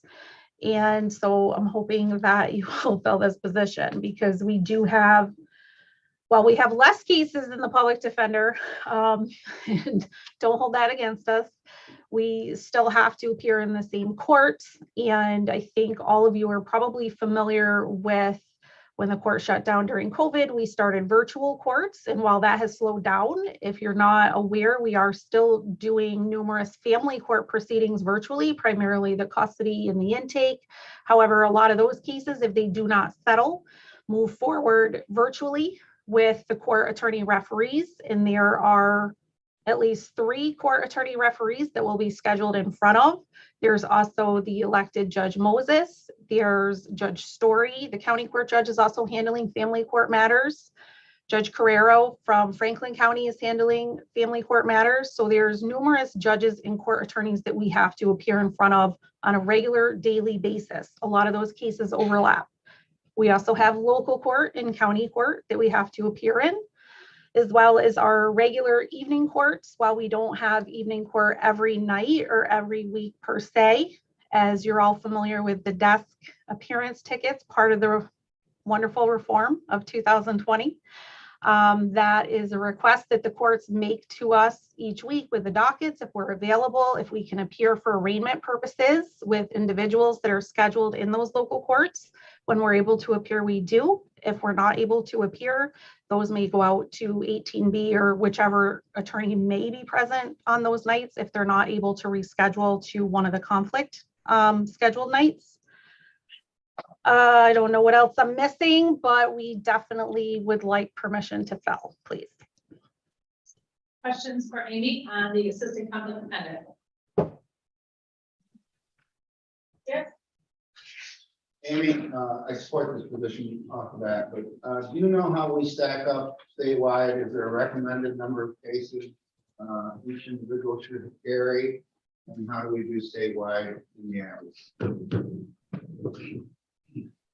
Here, I'm having a little trouble hearing. You asked if there are caseload standards? Yep. Okay. In 2016, I believe, Indigent Legal Services, as part of the Harrell hearing lawsuit, I'm sure you're all familiar with that. They did release some recommendations. So while we do provide mandated representation, and certainly these are not set in stone, so it may be based on experience. You know, they recommend, for instance, the maximum number of cases for one attorney. If all you were practicing, for instance, was just violent felonies, they're looking at a recommendation of 50. 50 cases a year, whether that lasts one day or the whole year or goes into your second year. So they that's just an example. There are several different case types that they have for criminal assignments, and I can share that with the board. If I knew how to share screens, I would. There's the violent felonies, non-violent felonies, misdemeanors, violations, post disposition, parole, appeals, etc. I would also like to just point out that recently both public defender and my office have been called to assist on some parole matters, some of those parole violation cases under the less is more, which we weren't necessarily prepared to be participating in. And I don't know, Mr. McGann can speak more to that. I've only had to appear on one occasion for a few cases, but I believe he's been called to appear more frequently in the county court. So that's an additional case type that our offices may be called to appear on, as opposed to just 18B. For family court, for instance, so let me just also say, so while our offices, public defender and conflict defender, go by case number, assigned counsel would go by recommended hours to spend on these particular cases. So when I said, for instance, the violent felony cases of 50 a year, they're saying an average of 37.5 hours minimum should be spent by an 18B assigned attorney on such a case. So that's just an example. For family court proceedings, those standards just came out, or recommendations, last year, I believe last June, about a year ago. And they have numerous case types. So it goes from paternity, support violations, family offense, guardianships, custody visitation, neglects, abuse, and termination of parental rights. And initially, you know, when we were first kind of thinking, what would the case number be for neglect cases? Would it be on par with those violent felonies? It's actually less. So they're looking at 33.3 cases a year, but they're basing that on 1,875 working hours. And while a lot of us do put in a lot more than that, I think when we looked at it for the 1820 hours, it's slightly less than that. And that's per attorney. Okay, so that might be maybe 30 clients, or maybe 20 clients with separate or additional neglect cases, if you will. Amy, Yep. thank you. Okay. I wanted to know that you feel comfortable with the amount of staff you have to handle the paper. Is that the bottom line would say? We certainly, as you guys know, we do the best we can with what we have, but it's a struggle, and we definitely need to fill these positions. We want to be able to provide quality and effective representation to all our clients, and it would be impossible if we could not fill these positions, just because since COVID and with all these visiting judges, if you will, the overlapping court appearances are one thing, and that's something we always struggled with, was providing court coverage. But we still have to have time to meet with our clients, talk to witnesses, research the cases, the defenses, do paperwork. We can't just be in court 24/7. So we definitely need more staff. Thank you, and I appreciate it. I'm sure Mr. Smithers, who was on the vacancy review with you, would appreciate it also. Thank you. Thank you. That concludes vacancy. County administrator report. Yes, so I wanted to follow up on communication, working to schedule a smart path tour. Have been in communication. If you recall, we tried to do it about every 6 months, depending on where they were work-wise as well as weather. We have, fitted loosely into that a couple of times a year. So tentatively, we have one scheduled for tomorrow afternoon. I only have a couple of folks attending. I also scheduled one for Thursday afternoon at 3. If that's something that folks would like to attend, please let us know. If there isn't any additional participation for tomorrow, I may hold off, but I'll communicate that so that we can make sure we get the most we can with them meeting to give us an update, and then giving us a tour. I believe they're heading south in the county. And from what I understand, the next few months, we'll be wrapping up the work in St. Lawrence, moving into Lewis. So I did want to remind you of that. I've asked the chair of the Finance Committee if we could hold an Audit Committee meeting Many of you will recall, and I shared this following the audit findings or unaudited results of 2021. At the June finance, I will bring to you a recommendation for the reserves and take your recommendation on fund balance policy for the upcoming budget preparation. So that includes a whole host of conversations. We are looking to go out for some financing. I communicated with the chairman and finance chairman that we did receive our bond rating from Standard & Poor's, and we have been confirmed A+ stable with regard to our financial outlook. So that is the second year in a row from Standard & Poor's. We also received rating last year from Moody's, if you recall, and we were upgraded. So I think that all is a demonstration by the experts in the business of the work that we're doing. Also, when we look at going out for financing. So we'll bring that information to the audit committee and then to you as a whole finance committee, with which you can give me guidance at the July board meeting. So looking forward to that. Looking to schedule buildings and grounds committee. I have a couple of dates from our chairman to get an update on the capital project. My hope is in the work that's being done now with the board's authorization to retain Beardsley on the architectural services, that we'll be able to in August or September bring you a rendering that you can take a look at for what we're hoping for in the public safety complex. So buildings and grounds committee has been very supportive in helping us work through some of those challenges, but we'll bring those to you for consideration. And I do appreciate the opportunity to attend the Government Finance Officers Association training. It was great in the aspect of budget and finance, but what I wasn't expecting was that it was great in the opportunity to discuss workforce challenges and to really focus on how we recruit and retain. So that I think was an unexpected, certainly opportunity to sit with folks from across the country, talk these things through. One of the areas I've been hoping to learn a lot more about and bring to the county is capital improvement planning. So we have a facility management plan, we have a long-term highway management plan, but what we don't have is a comprehensive capital improvement plan. So I was able to attend and learn quite a bit more about how to bring that to St. Louis County. We also, in many years, didn't have the opportunity to fund a capital improvement plan. So I think that lends itself to what the bond rating looks like, what the unaudited results look like, and our hope to put that in place in the next 12 to 18 months with board support. But certainly something that I'm very hopeful to continue and bring to this budget this year. Questions?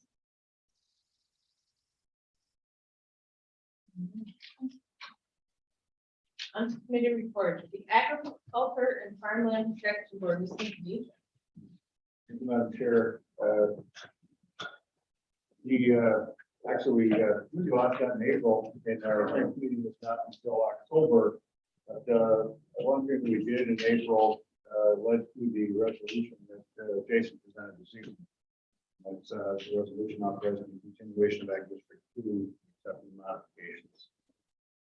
Other than that, Does anyone have any questions from this resolution? Seeing none, we're on to the alternative to incarceration board, Mr. Burton. Nothing to do. Okay, thank you. On to the board of trustees for Supreme Court Library. Emergency Medical Services Advisory Board. At the last meeting, we talked about the shortages in EMS again, and we have a video, it's only 4 minutes, that they put together to kind of describe to the rest of the world what we have going on, and Dylan is going to share that with us on the screen. Because it's going to be something that the county EMS people are putting.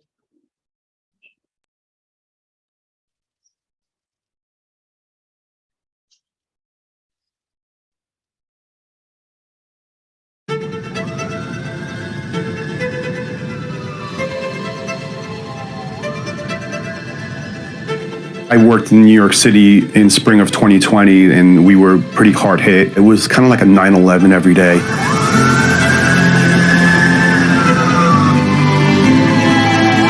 It was so bleak during that time, seeing the cries and screams of people, seeing the disparity that I'm the one working on the road, no one else is on the road, and I'm taking people to the hospital, and that may be the last time they're interacting with that family member or their loved one. It got to a point where I broke.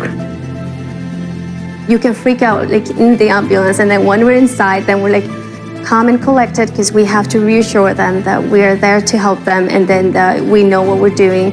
And even if like inside we're like, oh my God. When the pandemic hit, many people worked from home. That wasn't an opportunity that 911 EMS was afforded. They're the third uniformed service. Their job is as dangerous as police and fire. They have been right up in the front lines taking care of very sick COVID patients, constantly exposed to infectious disease.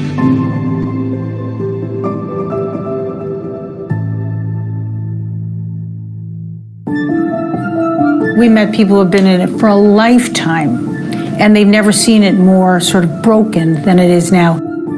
I think many people assume incorrectly that EMS is considered this quote-unquote essential service. And unfortunately, in many of the legislative frameworks, EMS was just left out. One of the biggest challenges with EMS, the way that it is structured today, is the funding mechanism, the economic model. All across this country, EMS agencies can't recruit, retain, and staff ambulances to a point to ensure the public safety. One of the biggest disservices that I believe as a very high productive and financially sound country is when we can't take care of our own. I believe our rural areas are the alarm sounding. We want people to know that this is a crisis that they need to pay attention to. Particularly rural areas don't have the required EMS coverage. When someone calls 911, there's no assurance that they can get an ambulance. People always want to talk about the cost of responding to the call, whereas we should be talking about the cost of readiness to respond to the call. We need to have full-time paid personnel at adequate salaries who have chosen this as a profession. This is a noble profession. As an EMS worker, it's very difficult to live off of one salary. Therefore, I have to work at several different agencies just to pay my bills. EMS has not been considered and viewed as a required essential services for the what ifs. And is that, as a society, something that we are willing to fund and pay for? That's where it starts. All we're doing with essential services is saying that this is a critical piece of public safety, much like fire and police, and that we want a bill to be able to make sure that this essential service gets funded appropriately and it can deliver the service that the public expects. It doesn't translate into money per se under state law to simply call something an essential service. We have to rebuild the EMT, EMS system from the ground up to create a system that has enough money to sustain itself.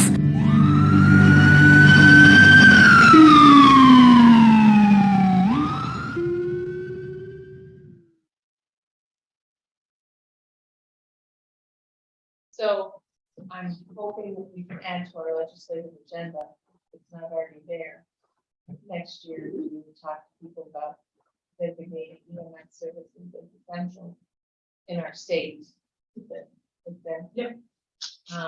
Just the number of people that I can think of in our community that have left EMS since COVID started. And I can probably tell you about 10 people, and we lost a couple of really good ones. So, just a thought. Any questions? Seeing none, on to the Environmental Management Council, Mr. Miller. Thank you. So we met last on May 18th, and our presentation was done by Chris Novitsky. He is the Lake George waterkeeper, and he presented to us about the road salt reduction initiatives that they're doing in and around the communities in the Lake George area. And they're seeing increases of 2% each year in chloride in Lake George. And if it continues at this rate in 20 years, people that are on low sodium diets will not be able to take in water from Lake George. So just talked about the effects of road salts in the phytoplankton, and size of hatchings in the water system. Lake George, the Lake George Waterkeeper has started working with several communities to reduce the amount of road salt that's being used over the course of the winter by measuring, calibrating the equipment, preventing by studying snow and storm removal, analyzing, improving by educating, and then optimizing. So it was a really, really great presentation from him. Also, the EMC has drafted and sent a letter of support for the use of the trails in that Greenwood area that we passed the resolution on. There's a pollinator garden that it'll take several years to get it really built up, but they're starting it this year with some help from some of the other departments. And then the draft of the lake management plan, for Black Lake has been received from Luke Gervaisi, and it's been distributed to stakeholders and experts for comment. So I will give you an update on that once that comes in. The EMC did have a question about the River Council as the representative for the Board of Legislators on that. They were curious as to whether or not Mr. Reagan would retain that position once he doesn't run for the board again down the road. So if we could get an answer on that. And then the nuclear energy that Mr. Akers had asked about, they're in the process of working. There's been some research sent out. They've gathered some comments from all of the EMC members that they've pooled together, and it was the focus of conversation for all 4 of the subcommittee meetings over the past month. They are working on drafting a statement that all members can kind of come to consensus on. As you can imagine, a varied board has varied opinions. So they just want to make sure that they have some kind of a statement that is representative of the research that's out there and the opinions on the board. So I will have that too as well once it has been finalized. Mr. Reagan. Could I ask Legislator Terminelli what she just said? About you. So Go ahead.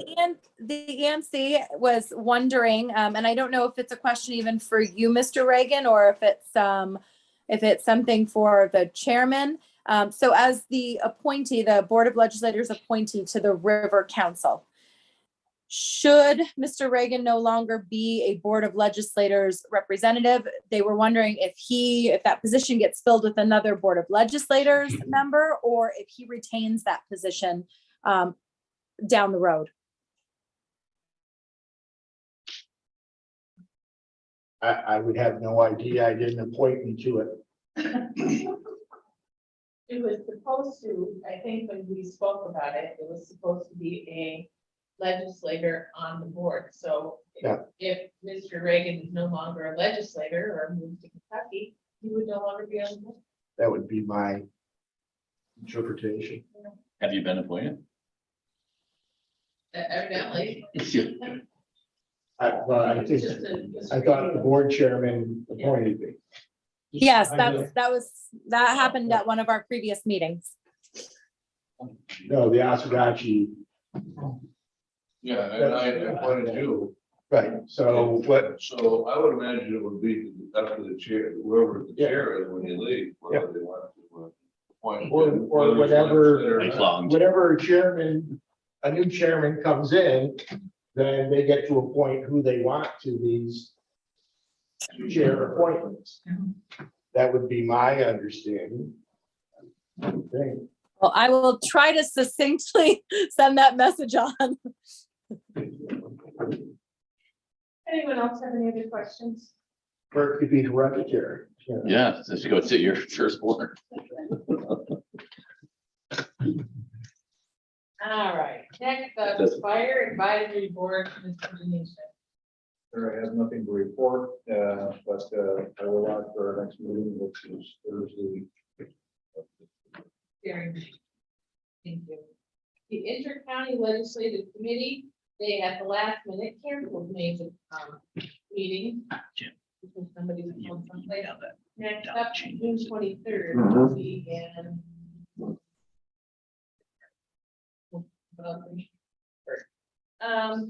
Jury board, Mr. Sheridan. Nothing to report. Slam City. Slam City. Does anyone have any questions? Next up, planning board, Mr. Fay. We had two issues. We met last Thursday, June 9th, in the meeting. It's just that sometimes I get discouraged at these meetings because we're making recommendations that aren't going to be followed. And basically, one of our directions is basically on our prime farmland, not used for solar panels. And basically what happens in this night, we make recommendations based on what we've said, the committee votes down, that we do not want the solar panels to put on prime farmland, and I certainly agree with that. We have a real problem with that because landowners have rights to do with their own property. I think basically what they like to do, if you're a farm owner certainly and you want to retire, you've got an opportunity to put solar panels on your land for at least for 25 years and retire with the funding from that. I have a hard time telling them that they shouldn't do it. We've got a directive to say we don't want it. The planning board spends tremendous amount of time, like the basically staff, going through everything that they want to understand about what's taking place with their solar panels. And basically after sitting there for an hour or two, listening to it, you voted down. That's my feelings in the sort of cases on that. They do an excellent job explaining everything to it, but I feel I have to vote it down based on what you as a board have told me to do. And there's another full review. This full review, this last meeting was in Canada. Canada has been a prime area for solar panels. This new one was on the grass. It's the Grass River Solar. If you go out Riverside Drive heading towards Morley, this is where it's going to be. Basically, the style road in the Old Town Home Road. You pass it, you're out about a half a mile from there. And basically, it is on prime farmland. Questions on it, we go over them. And the planning board does an excellent job explaining it to us. It comes down to it. Against the representative. And then the other full review of this last meeting was the county governor's solar law. Again, goes back to the planning board. Staff really review it and give recommendations on what it says. And this is, I think it's an important one because we get an opportunity to the planning board tells us basically the things that they think they could do to improve the one in governor or somewhere based on when this already been passed in the those are two things I'd like to point out. The county is planning board has done an excellent job explaining to us in every township now the prime farmland we have and basically the proposed solar panel projects are going on these prime lands. Maybe Jason would like to comment on that. You summed it up quite well. Thank you. I'm sure he could have done a better job. First question from Mr. Well, just a comment. I mean, June is scary month, and I think it was in our resolution was $139 million directly from dairy. My prediction is that we will be down to maybe a dozen farms that are actually producing products there, dairy products, in the very near future, less than 10 years. I know of a farm that's put 1,200 acres into it. And the return on investment is $1.9 million a year. So you can't blame the farmers for doing it. The hard part here for how it impacts the county is all your ag businesses will be going out. So your White and Patterson's here in town, that employs 25 to 30 people. Bordeaux, who actually does $1 billion worth of business between the fertilizer plant here, their plant in Vermont, and the different ag infrastructure that they have selling equipment. I can see your Casanova equipment here, which is formerly Virgin Curtis, which employs probably 40 individuals. That will move someplace more centrally located, like the industrial park in Watertown. your ag base and all those jobs that are going with that, which the ag dollars are turned over about 7 times before they leave this county, is going to be gone. Your pool and feed plant will not be here. That is my prediction as farmers. The average age is my age, which is 64. You will have some of these larger farms that are milking 3,000 cows that will still maybe in the business, but they're looking at alternatives now. They can't expand with the way that the milk supply is now. There's a high amount of milk still available. That's going to impact this county as far as the number of jobs and how that money rolls over and all the other supplies of indirect services that provide those businesses, whether it's fuel, utilities, all that, tires. It's going to be a rain down storm. Mr. Corson. Thank you. I agree with a lot of that statement. Maybe it's time this county looks at some sort of municipal policies. Something like this, do it on a county-wide basis. I don't know what we utilize in power in a year, but it's the only hope that I can see out of these solar complexes, is somehow utilizing it here. Because natural gas, fuel, everything is through the roof and it's going to continue. People aren't going to be able to afford it. If there's a glut where we're turning down the power on the hydro dam to accommodate these solar projects, why don't we just utilize the water hydro dam to subsidize our houses for our individuals? Electric heat may come back. Electric hasn't taken the blows that everyone else has. I don't know, but if it's going to continue on this stretch, I'm thinking you might as well get it here instead of shipping it on that trunk line and going all the way to wherever it goes. So just a thought that maybe we ought to think about.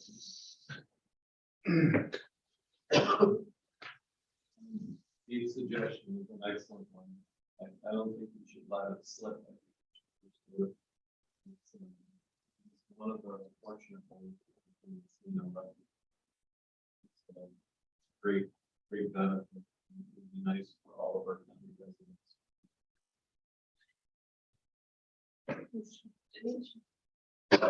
Thank you, Madam Chair. I'm going to say something I've said before, and it actually echoes Mr. Akers. We talked about it in the Ag Environmental Protection Board meeting, and I believe the figure was the last 10 years, New York State has lost 500,000 acres of farmland. Not all prime farmland. Actually, Centers County, we have very little prime farmland, but it's all productive farmland. It's been lost to renewable energy, whether it be wind, solar. As Mr. Baker said, there's a multiplier for every dollar, and I believe this was 3 or 4 years ago. This is information that I received from D-Bar and Acres. For every dollar of ag generated income, there's a multiplier of 5. So when ag is gone, and all the ag land gobbled up to provide green energy. For the 50, I believe there's 50 power generating plants. There's a gentleman in here a couple months ago that spoke about this. 50 power generating plants are fossil fuel fired. They're within the New York City and Long Island area. They want to shut those plants down because they're either fired with natural gas or fuel oil. And so the obvious place is we have lots of green space, not just in San Marcos County, but all of upstate. And we'll get to a point where we'll have lots of electricity. It's all flowing south, and it's going to be real tough to heat electricity. Today on the New York State ISO, wind is 0.55%, and the other renewables are 1.5% of the energy that we're. So think about what we have to put out there in solar panels to make that up. Any other questions? Seeing none, broadband ad hoc committee, Attorney Kane. Thank you, Madam Chair. I'm going to read a quick synopsis that was prepared by Heidi Ames in our wonderful planning department. First of all, I haven't given a report in quite a while, so I'm going to go through this quickly. The committee began meeting in mid-November. The members are myself, Legislator Terminelli, Legislator Fiacco, Dylan Soper, Jason Folknauer, Rick Johnson, Heidi Ames, Lori Remington, who's with BOCES, Michelle Capone, who's with DANK, David Wolf at DANK, Patrick Kelly, and Bob Allfeld from the IDA. There's a subset committee which functions as the working group. Since the town and village of Canton have a joint committee working on broadband, we also invite them to participate in our meetings. Since efforts began, we've worked to understand the barriers to the extension of broadband in rural areas. It's expensive, not just to build fiber, but also to own and operate infrastructure. There have been recent successes and some changes to fee structures of providers, most notably the DOT right-of-way fee, which we've discussed. Our committee has weighed in on public hearings held by the Public Service Commission to gather information about broadband access in New York State, and we all provided comment on it. We've talked with local and regional service providers about challenges to build out in rural areas. It's important to remember that these are business entities, and to break even, a company generally needs a minimum of 10 subscribers per mile to cover the cost of building and maintaining and operating a fiber network. Affordability is another issue that faces many potential subscribers. We plan to do some outreach on a new federal program funded through ARPA that we believe will be beneficial to many county residents. Our largest effort to date, however, has been to redefine the data resulting from the ECC study last year to gain a clearer understanding of exactly where in the county the broadband infrastructure is lacking. There appears to have been a number of omissions and assumptions in that data that made it appear that approximately 7,000 addresses in the county were not served. In fact, the number has been refined to approximately 2,500 addresses.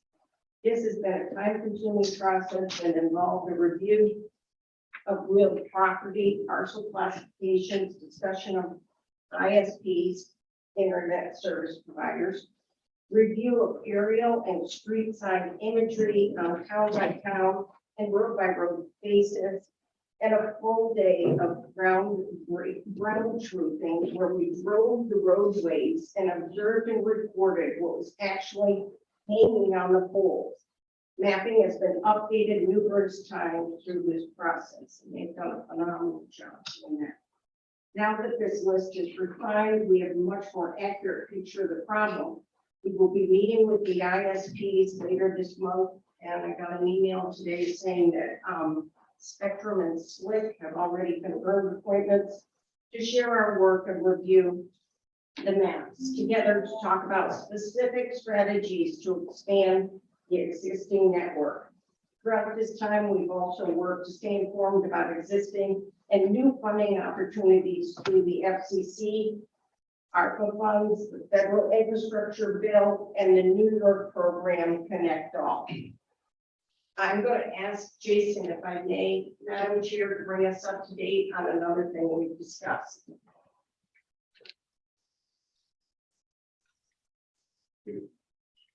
Just briefly, had some conversations with Health Authority of the North Country with David and they have been meeting with NIPA and have worked out a pilot project where mentioned smart path earlier. Look at the top of those towers. There are two lines above the power on those towers. Those are fiber.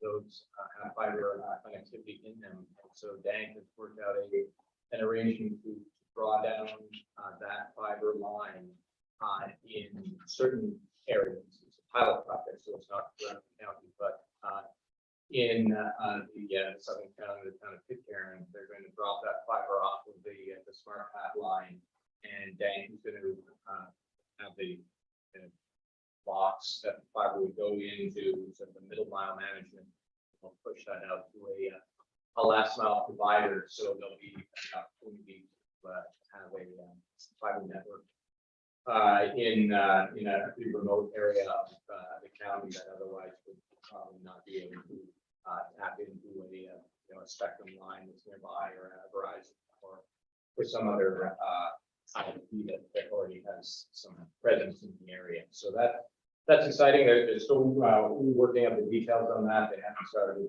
yet, but they're getting very close on that. So that's an exciting opportunity and just another example of how challenging it is in St. Lawrence County because of the rural nature of the landscape that we have, and how there are limitations to where the current providers are and where they can go back. Thank you. Jason and Margaret, what does it cost for the hardware for 1 mile?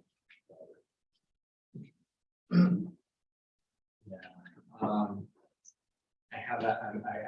I don't want to give you a wrong number, so I won't. Okay. No, that's fine. I know I've seen that. When they say that with 10 per mile, there's a ton of places that aren't going to make that work. Yeah. I just wonder what the total cost, and that includes the installation. I just wonder what the installation cost is, and then anyone can tap into it. Right. Yeah. We can. I think that's the biggest. Hurdle. I know that. Right. Are we getting anything from the tax money that we want to do, like, fiber? I mean, we're not going to be able to tax these. Not. GOT. No, I thought I saw that we weren't going to be able to levy property taxes like we have in the past against the slate and other providers. And the idea was to stimulate an expansion of the fiber. And I hope it's not going to match me. I'm pretty sure I read that in paper. But I guess the question would be, if you're aware of it, are we getting anything in exchange for the tax dollars we're giving up? Because I don't mean to put you on the spot. We can certainly look into that. Happy to talk with your property. I think they are handle on that side of the taxation side of things, but happy to look. Mr. Akers. My understanding was that the ISPs were having to pay an annual fee to be streamed on those lines. So I don't know if it's actually about property taxes. I could be mistaken. I thought it was that the state, I thought there was actually some dialogue about removing that annual fee. And that was stopping some of the, Mr. Button, actually, he's nodding his head. I'm just winging it here. Can you help me out here?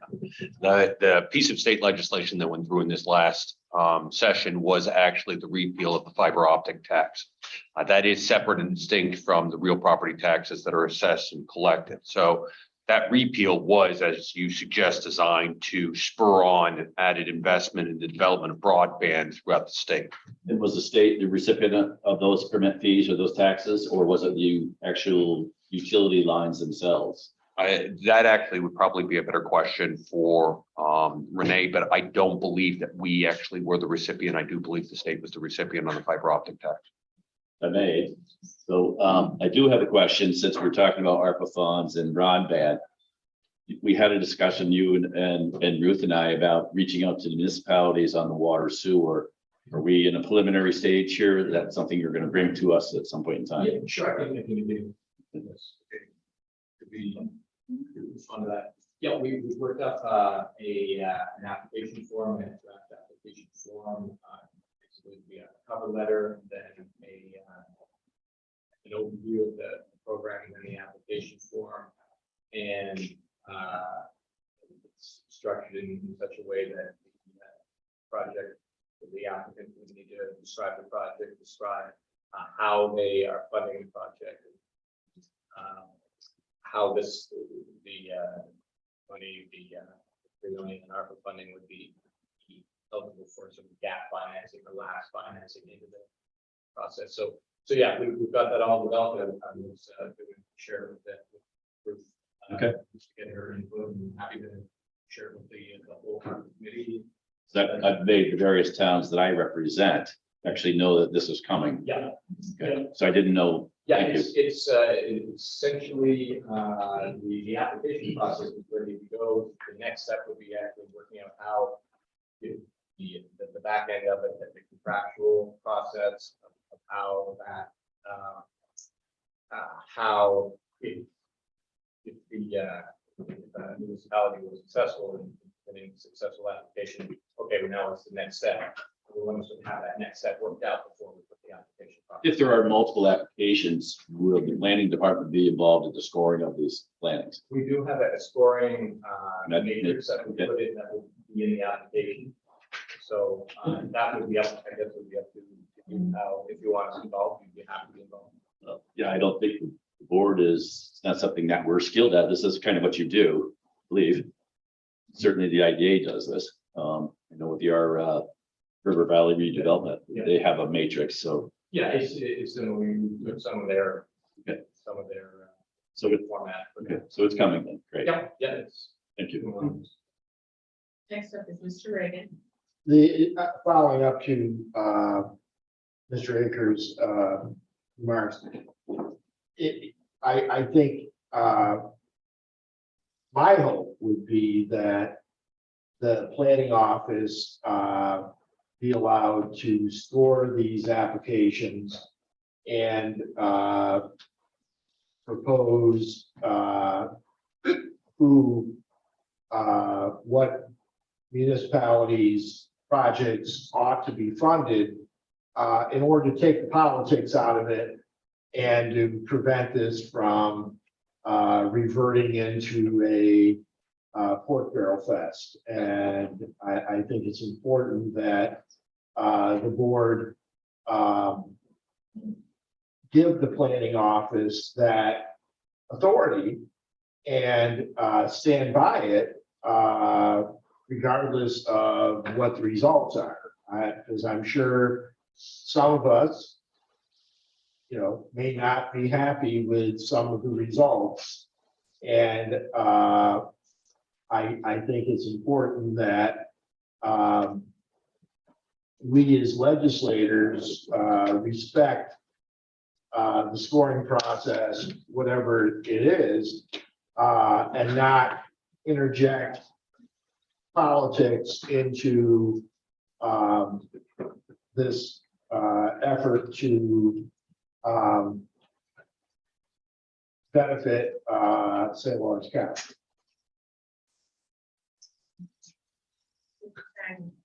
Thank you, Madam Chair. So back to what Mr. Akers is saying, I'd love to be the town crier and stand in the whole them. Are you going to have some sort of outreach to Yes. municipalities? Every municipality, It would be a direct command. everybody's getting it. Right, Thank you. Direct. terrific. Anybody else? have any questions? Mr. Nation is up first.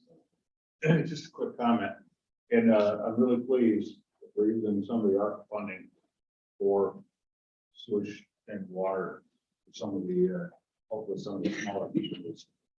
Because with the state, obviously they govern the sewage treatment plants and water. But there are a number of small sewer districts in the smaller towns, villages. Let's say small, some of them, maybe, I know one is as small as 180 units. So if they had to go into a capital improvement plan on a sewer treatment plant, it's $5 million. And as well as, it's something that's mandated by the state. If you have no choice, you have to do it. Like you can get low interest loans. Well, a low interest loan is great. as long as you've got enough people to pay for it. But if you're looking at $5 million versus a sewer district that has 1,000 users, well, $5 million versus for a system that has 180 users. It's a whole different thing. So that's why I'm really happy we've got this money, and I'm confident the planning department will do a good job.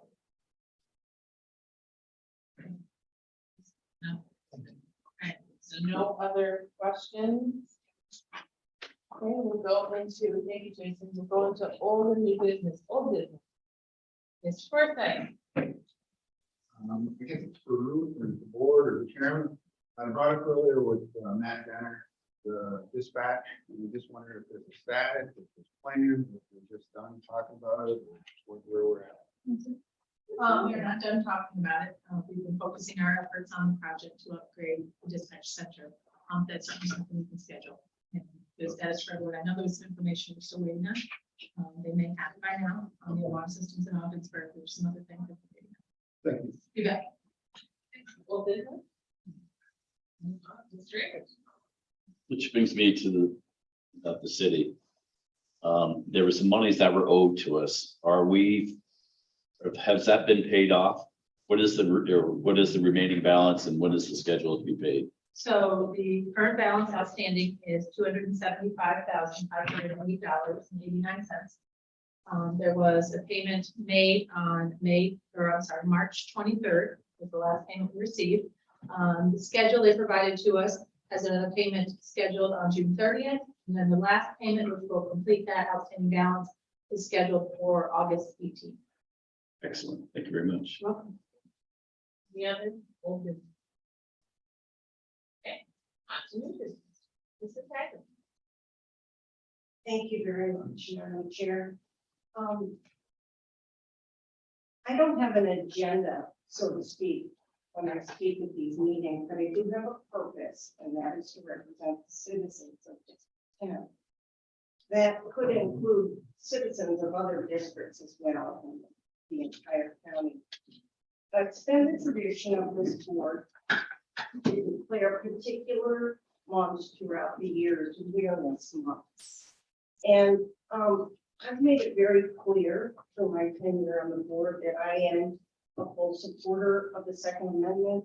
I uphold the Constitution, which I've sworn oath to, and I have no problem with responsible gun ownership. And to me, the resolution that I would like to present tonight has nothing to do with gun ownership by people that use that right properly. So simply in recognition of the gun violence problem in our country, in our schools, and throughout the counties that we live in, believe it or not, it happens right here in St. Lawrence County. I'd like to propose a resolution declaring June 2022 Gun Violence Awareness Month, and I move its adoption. Kelly's passing it out.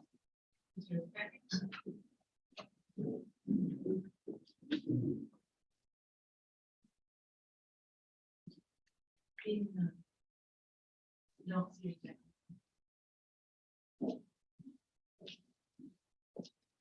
Madam Chair, my board, could they take a look at the resolutions for second? So point of order. Yeah. Resolution has been made.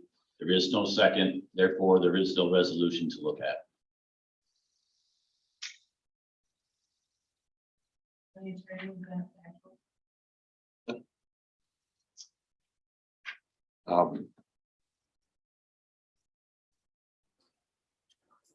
I apparently have lost my microphone, but I hope I can speak loud enough that you all can hear me.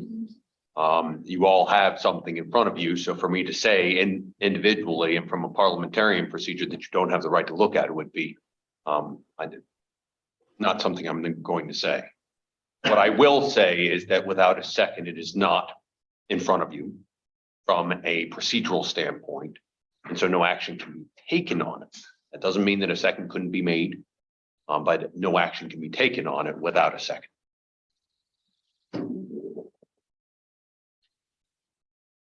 So procedurally, how long am I waiting? Your meeting, Madam Chair.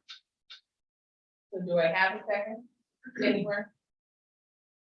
I see none. You can always bring it back, Mrs. Haggard. Oh, I will. Thank you. Like the terminology. Nicole terminology, we can't have it. Are you seconding, Nicole? I mean, I would be willing to, yes, I will second it. So there can be discussion on it. I don't have a copy of the resolution to look at, but just to open it to the floor so there can be discussion, I'm happy to second it.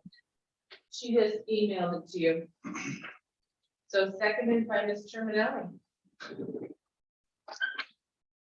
Discussion, Mr. Akers. Move to table. Your second to move to table, seconded by Mr. Perkins. All in favor? What meeting? Operations next month. Yeah. Operations next month. All in favor of tabling? Aye. Okay. Oh, you noted by Mrs. Haggard, operations next month. Okay. Any other new business?